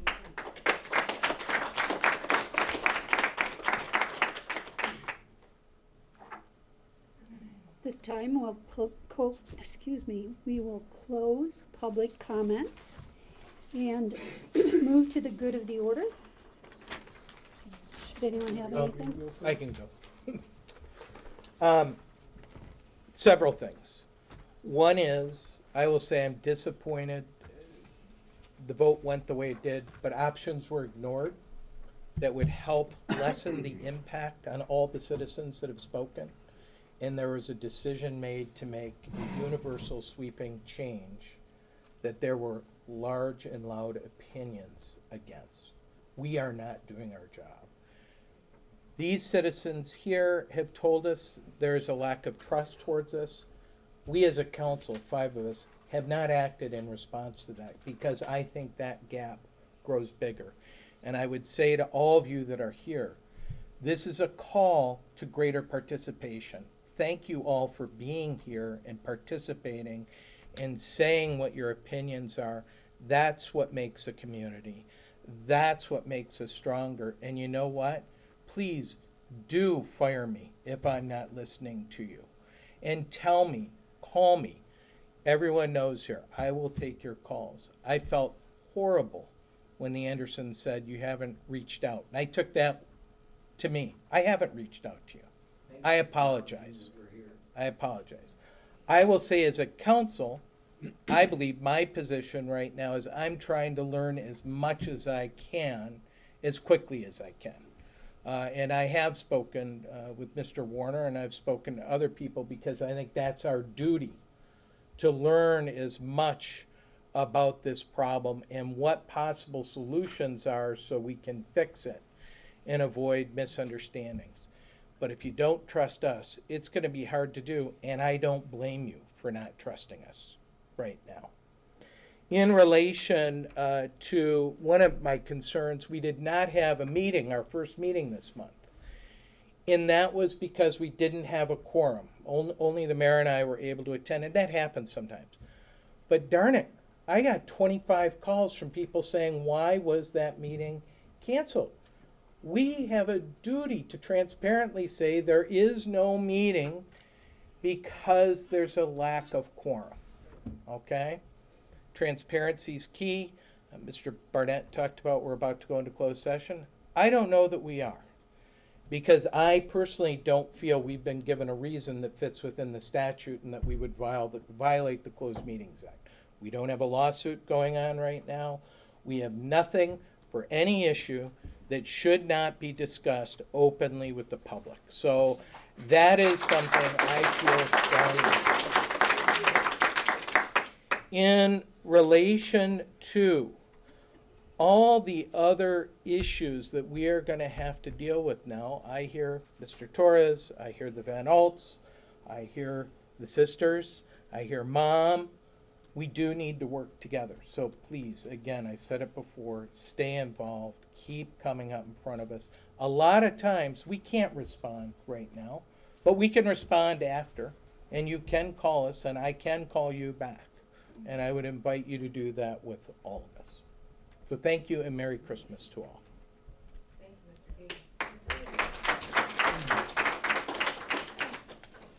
So one of the, oh, do you have something? You go first. In the public comments, a young woman from Herring Township, I believe it was Heather, asked some questions, and we said that we would address those in good of the order. And one was, will we have a question and answer time? I know that one town hall was. Perhaps we need to do another one. Also regarding whether or not we're working with Herring Township. And what can we do for folks for discussions and who need effective filters? And when can we expect a two-way conversation? So those were her questions, and so I would like that addressed. Also, I know that I understand that people are pretty freaked out about this right now, and I get that 100%. And this, as these are wells. These are the people who are on wells in the city. And I had asked if we could figure out a way to do some kind of payment plan or figure out some way to help hook people up to the city water, because the city water is PFAS free. Prove it. It's. I wish Dave Maynard was still here. I asked him to come. He's from Eagle, and. Admitted guilt by giving us. Excuse me. Out of order, please. Yeah. Please. Anyway, so so it's dealing with wells, and so that's where the big issue is. And all the people that we've heard from who are testing with their blood serum is high are people that are using well water, not people that are using city water. So there's that. But is there a way that we can somehow, I know that it's not our job to test people that aren't on our system and to provide for people that aren't on our system, but they are citizens, even though they're not paying for the water. They're paying taxes in our city, and we are responsible for their well-being, for everybody's well-being. I really would like, as soon as possible, to see if there's some way that we can help these folks who are the citizens of Cadillac. I don't know what to do about Herring Township. I know they have not been. I was on the Public Utilities and Sewer Committee back when we were dealing with that contract with Herring with the outlying townships. And I know they were not interested in being part of the city's system. So I don't know if there's any conversation with them. We cannot legally be responsible for the water in Herring Township, be responsible to take care of the people who are having well water in Herring Township. But is there a way that we can help the folks in our community? I don't know, we still have ARPA funds, right? Can we throw some ARPA funds toward this? Even after the market is repaired, we still have ARPA funds. And this would be, I think, a really good use. This would help to get people connected to the city water, instead of just, regularly testing and always wondering whether or not your water is okay. So I would like to look into if that's something that maybe we could do for the folks in the city. I have no idea if that's possible, but I would really like that looked into. Maybe use the market fund. Get rid of the market, save the people first. $117K. Do you have anything? Yeah. Jeff, I got a quick question. Yes, sir. It sounds kind of silly, but I want to clarify something. In our new wells, there's no PFAS in that water.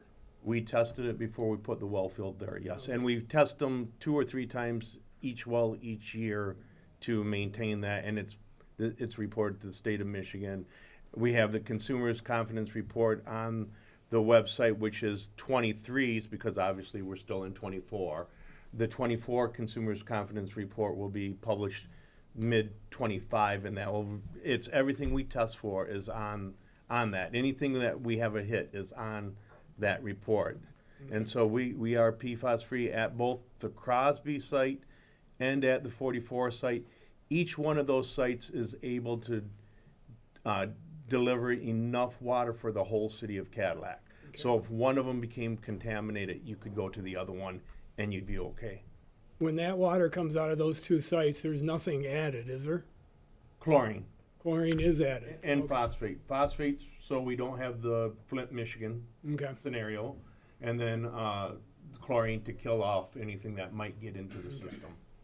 Does anybody, Jeff, would you know how much a water filter price range is? Yeah, I mean, $100, 300. if you wanted to do a whole system, a whole house, it'd probably be about $500, and then the filters afterwards to do that. Okay. If you want to do, I just had bought one for If everyone- for the Anderson, and it was about If everyone $3.99. could please quiet so that we can hear each other, Well, there you go that would be on. very much appreciated. $500, 127 people, or 125 now. There's 223 people on wells. Well, you There's just got your south, work. east, west, and north of the city, or Okay. in the city. So I would, they wanted one at the time they were going to be able to keep their well, but then it's been since they were in the LDFA zone, they could not keep their well. Okay. But because of it being in the LDFA zone, that was why it was purchased.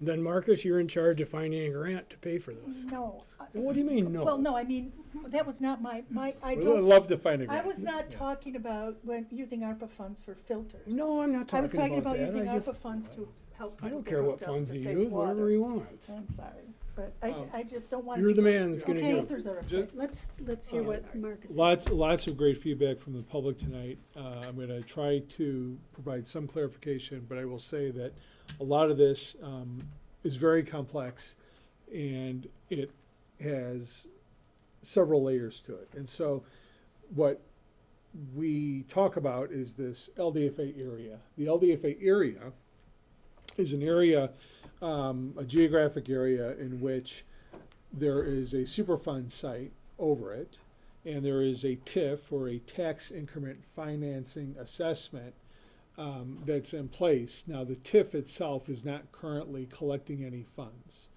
but the legal way that the whole area was established and the purpose for it being established was to clean up groundwater of trichloroethylene and, go If I ahead. could just clarification. Okay. The TIF is capturing taxes. The assessment is not being billed for the operations. Thank you. Yeah. Thank you. Yeah. Trichloroethylene and Hexavalent chromium. hexavalent chromium. When that was created, the PFAS was not anything on anyone's mind. It was not on anyone's radar. It was not anything that was being required. And so I think there have been some remarks taken a little bit out of context. I, without a doubt, said that it was not the charge of the LDFA to clean up PFAS. That was until the EPA said if you're looking at having the ability to stop testing for one of the chemicals that has been cleaned up as a part of the LDFA's operation, that's fine, but before we're going to allow you to do that, we want you to test for PFAS.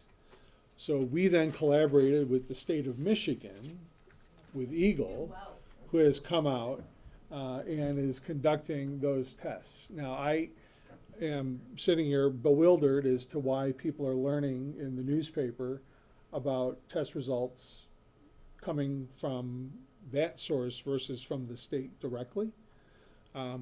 That's terrible. I would hate to be somebody looking in the newspaper and seeing my house with a dot on it and not have gotten that call from, from the proper state agency. But that isn't something that we could have made that call on. That being said, if people are within the restricted zone or the LDFA zone, there is, as a part of the LDFA requirement, that they either prove that their well is not contaminated, or if it is, then they have to connect into the city system. For those that are outside of the zone, that provision doesn't exist. Now, city council can certainly look at considering an ordinance that would require people, given certain things, you can create whatever criteria you want, that you would then have to jump onto the city system. When people jump onto this to a municipal system, those costs are traditionally paid for by the developer. And then that is then relayed back to whoever buys the property. Or if, using Terry D as a for instance, the public mains that are down Terry D Boulevard, again, were paid for by the developer and then conveyed over to the city. We have a special assessment process in which we are able to specially assess properties. And this is where things, I'm going down several rabbit holes, and I apologize. To answer your question about, is there a way we can create a funding plan? You can. How do you, move that forward? Should it be the city's responsibility to install infrastructure in areas where infrastructure doesn't exist?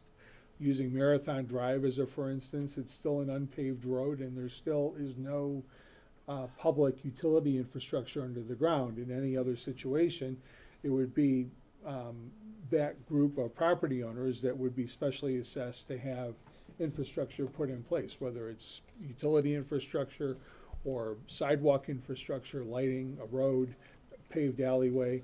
Obviously, this is because of a crisis that people are seeing with their, with their private wells.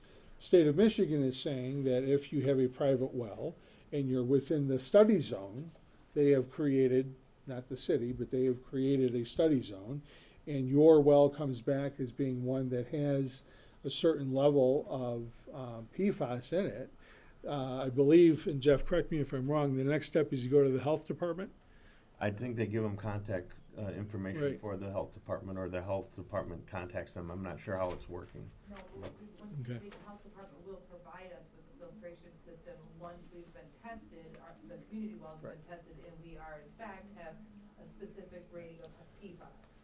That was confirmed just on their. So if you're not in a study zone or the study zone and you're not in the LDFA, we did reach out to the state to ask what do people do then if they're still on a private system and still concerned.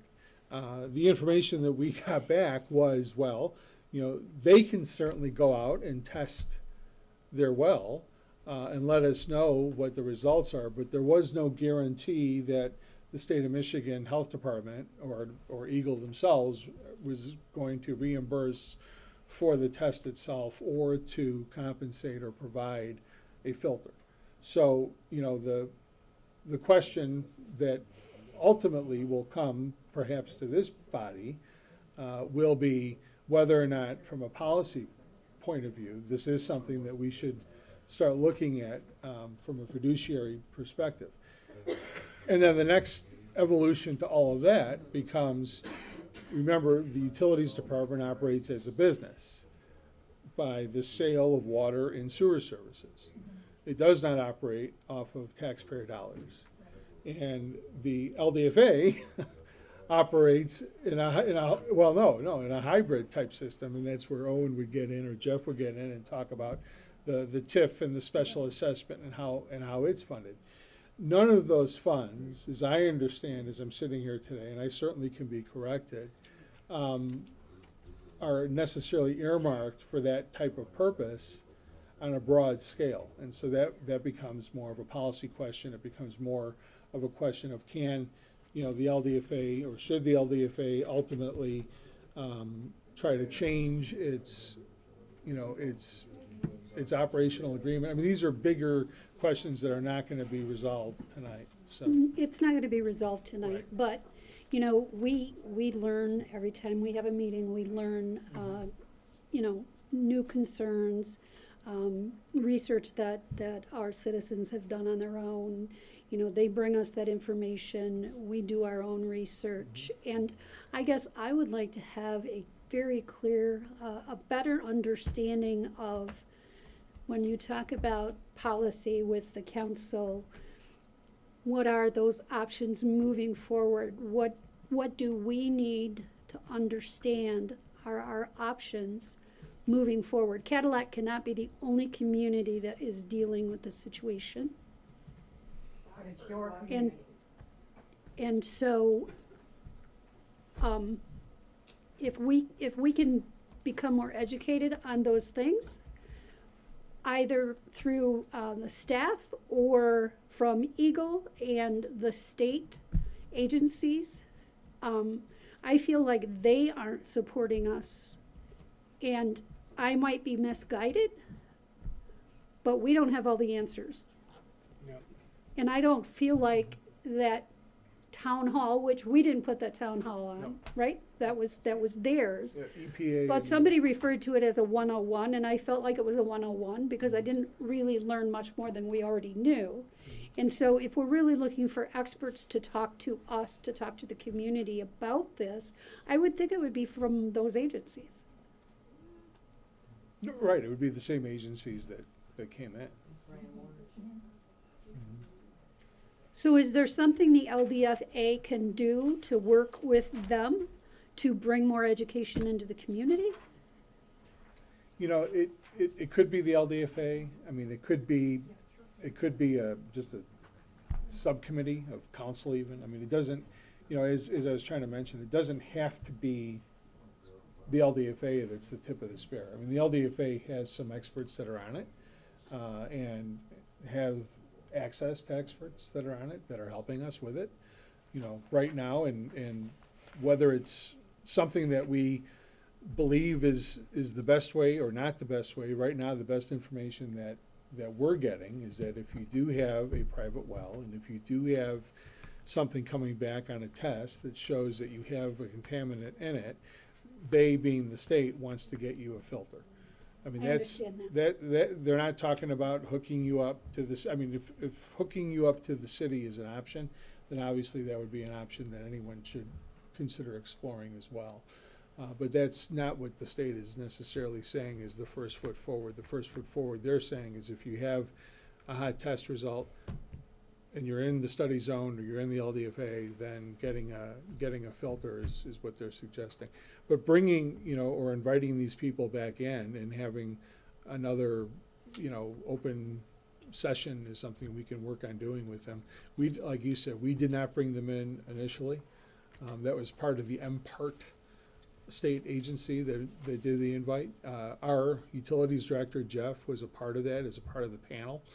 But we can ask them if they'd be willing to come in and do a part two, now that That would there's be been great. some time and there's been more test results and more information and more questions that are out there. And more concerns. Thank you. Mhm.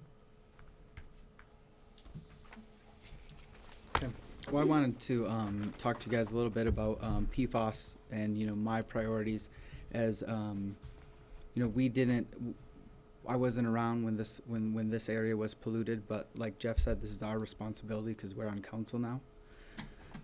I attended that Great Lakes PFOS conference a few weeks ago, 3 days of it, and I've been doing as much research as I can and studying up on not only the PFOS issue, but the history of Cadillac. The PFOS issue is nationwide, and these chemicals have been spreading through the environment for decades. I grew up in the Tawas and Oscoda area. And there was a brief period in my life where me and my brother spent time at a house in the southeast corner of Lake Van Etten, playing in what I can only assume was PFOS foam from the Air Force Base.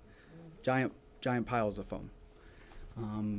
I read that PFOS is in the blood of 98% of Americans to a lesser or greater degree. I haven't gotten any blood tests yet, but I do plan on doing that. That'll be interesting to see how that turns out. However, I feel like once I get the information, I'm still not sure what I'm going to do with it. You know, what I have done as I've learned more about this is taken some basic steps. You know, PFOS 101, stuff you can easily Google. You know, up until a year or two ago, we still ate microwave popcorn in those bags. You know, that's one of the worst offenders. We've tried to replace our non-stick pans with better pans. But even then, I'm not sure that we're replacing it with ones that aren't just using a different toxin. We try to drink out of metal water bottles, glass cups, instead of using plastic whenever possible. You know, I was reading more about household PFOS, and they say to use a vacuum cleaner with a HEPA filter or air filter, because that PFOS is in your carpets. It's the Scotchgard that coated your couch. You know, there's PFOS dust in your house that people are breathing in. You know, these these changes, I understand, cost money, and not everybody can do these things. But, you know, it's very alarming, I think, when you hear something's forever and it's everywhere. So I think sometimes starting small is a way to reassert control, I think, over the situation. People want to have a public discussion about local pollution in this community. And as I've caught myself up to speed, I realize that discussion has been going on for a very long time. The North Air plating plant operated from 71 to 81. Kaiser Industrial Corp opened in 1959, and the Superfund didn't start cleanup till 1989, I believe. That's a lot of years where Kaiser specifically dumped those barrels of chemicals right into the soil. You know, the EPA website says there are 6 commingled groundwater contaminant plumes under the industrial park. And if you saw the PFOS 101 presentations where they showed you the water table, you could kind of picture how it's not just a general flow in one direction, how there are several flows. And sometimes there's clay stopping it, sometimes there's a rock stopping it, and you can almost picture it as several rivers flowing underneath there. So some of it may be going north, some of it may be going south. I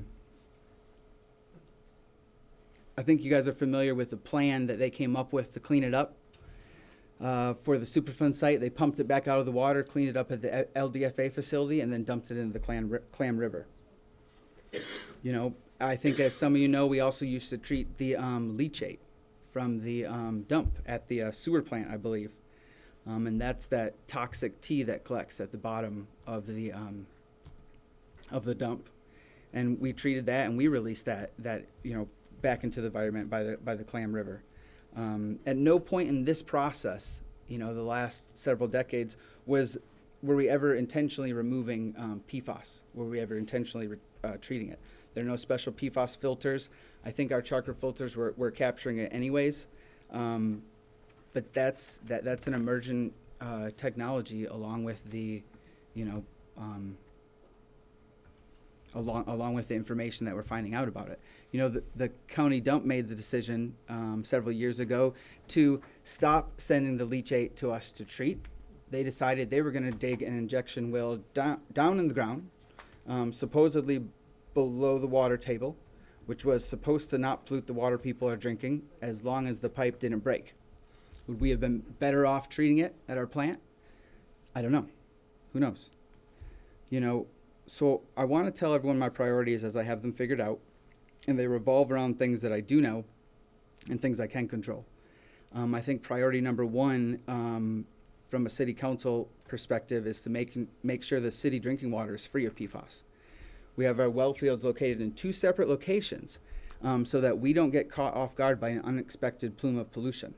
You just heard from Jeff that we can, if one did, we could fully service the population based on the other one, and we knew that. We know the pollution is underway. We know the Superfund site, that these toxins are moving through the groundwater. You know, the other thing about the PFOS toxins is 80%, I think, of what your body absorbed comes from drinking water, not necessarily from the household things. And as we've said, the city water, believe it or not, has no PFOS. It is safe to drink. Since I've been on council, we've won Michigan's Best Tasting Water Award. That was quite a while ago, but we won it. We have a quality product, and I believe that it's clean. I believe it's safe, and if you hook up to city water, you can be confident that we're bringing you a safe product. Because I absolutely believe that everyone deserves access to clean water, whether they're on city water or not. I think priority number 2 is making sure we get people hooked up to this safe water that we are providing. I mean, we got streets, Marathon, we got several streets, what was it, 200 and however many wells. You know, we need to continue educating people about testing their wells. We need to work on a program to get all residents in the city hooked up to city water.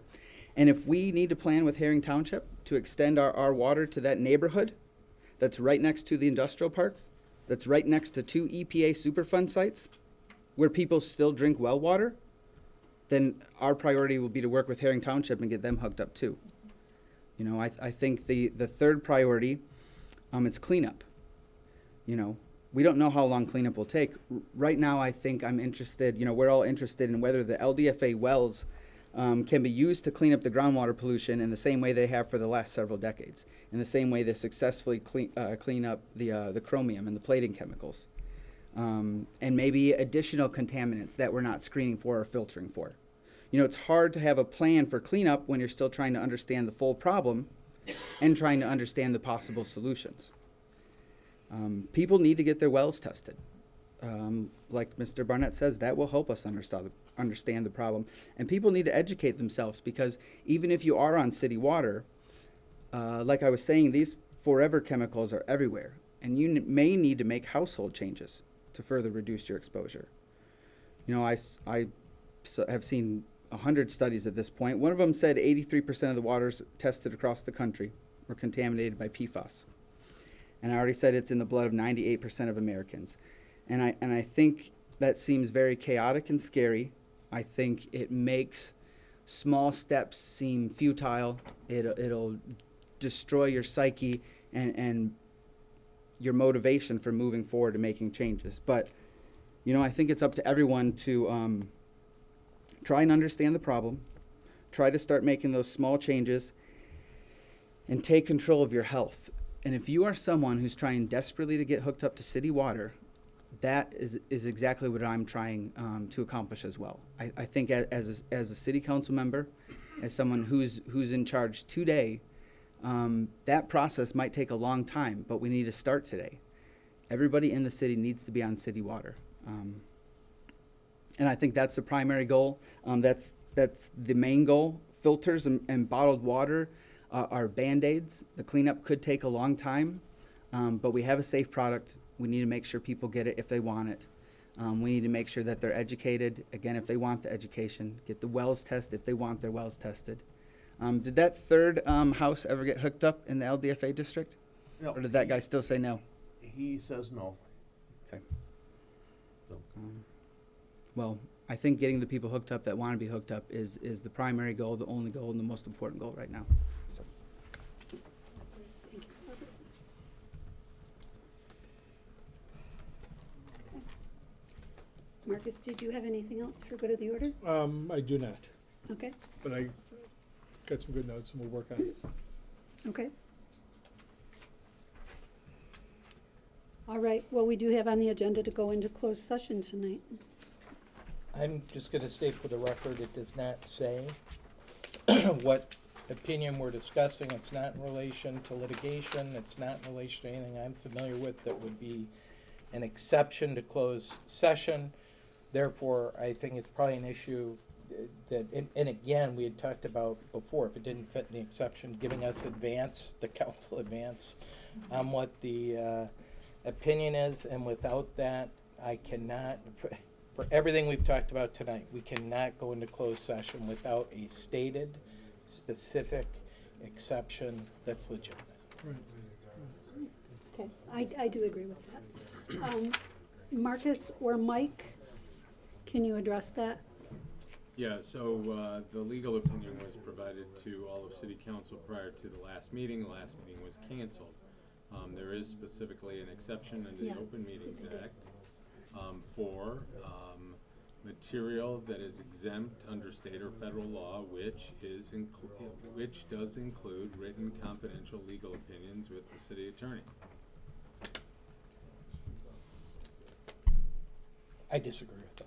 You have to state the specific reason what it applies to, what the subject matter it applies to. No, you do not. That is not a requirement. Okay, It is a and I still requirement. don't know, other than the source, if it's the opinion that we discussed at a previous meeting that the mayor asked for. I still think it's No. no, it's not? It's All right, well not. then I don't know. And that would be another reason I couldn't tell the public it's legitimate for me to walk into a closed session. It was sent to all of us. I don't it may have, I don't remember it. So I'm okay just tabling it for tonight. I don't wanna argue about it. I think you're right. So Mark that date down. we will, we'll just move on. Would you consider consider reopening the public comment for the third one? Because I think people, after we hear you talk, there's a lot of people that would like to say something in the future. How about folks just tell us, you know, do we want to open up? Well, I think Mr. Burnett's saying for future meetings, if I understand you correctly, do we want to put the last public comment after good of the order? Oh, that's fine with me. Yeah. Except then we can't address stuff that they bring up in the comments. Well, then we can do a second good of the Oh, order. God. Stop, you guys. Because I think, I know, you know, and the thing is that it makes good sense to not respond to public comments. Because I've been at meetings on the other side of that, public comments, where the response is very combative and it shuts down the public comments. And so it makes sense to not respond during public comment. But I don't want to, you know, I want to be able to respond to whatever people Well, have to say. I think that if you all would agree that we can definitely reorganize the agenda, and we can put the second public comment after the good of the order, so that it gives everyone the opportunity to hear some of our responses from the first public comment, and then it will give you an opportunity, or it'll give us the opportunity to provide you some more information, and it'll give you an opportunity to respond. Would it be okay then to, if something was brought up in that second comment, to address it? Not as good of the order, but to ask it to be addressed by. We can whoever- ask for it to be addressed by staff. Okay. Yeah. Thank That, you. that would be great. Okay. So, we'll go ahead and adjourn. Thank you all for being here. Thank you. Thank you.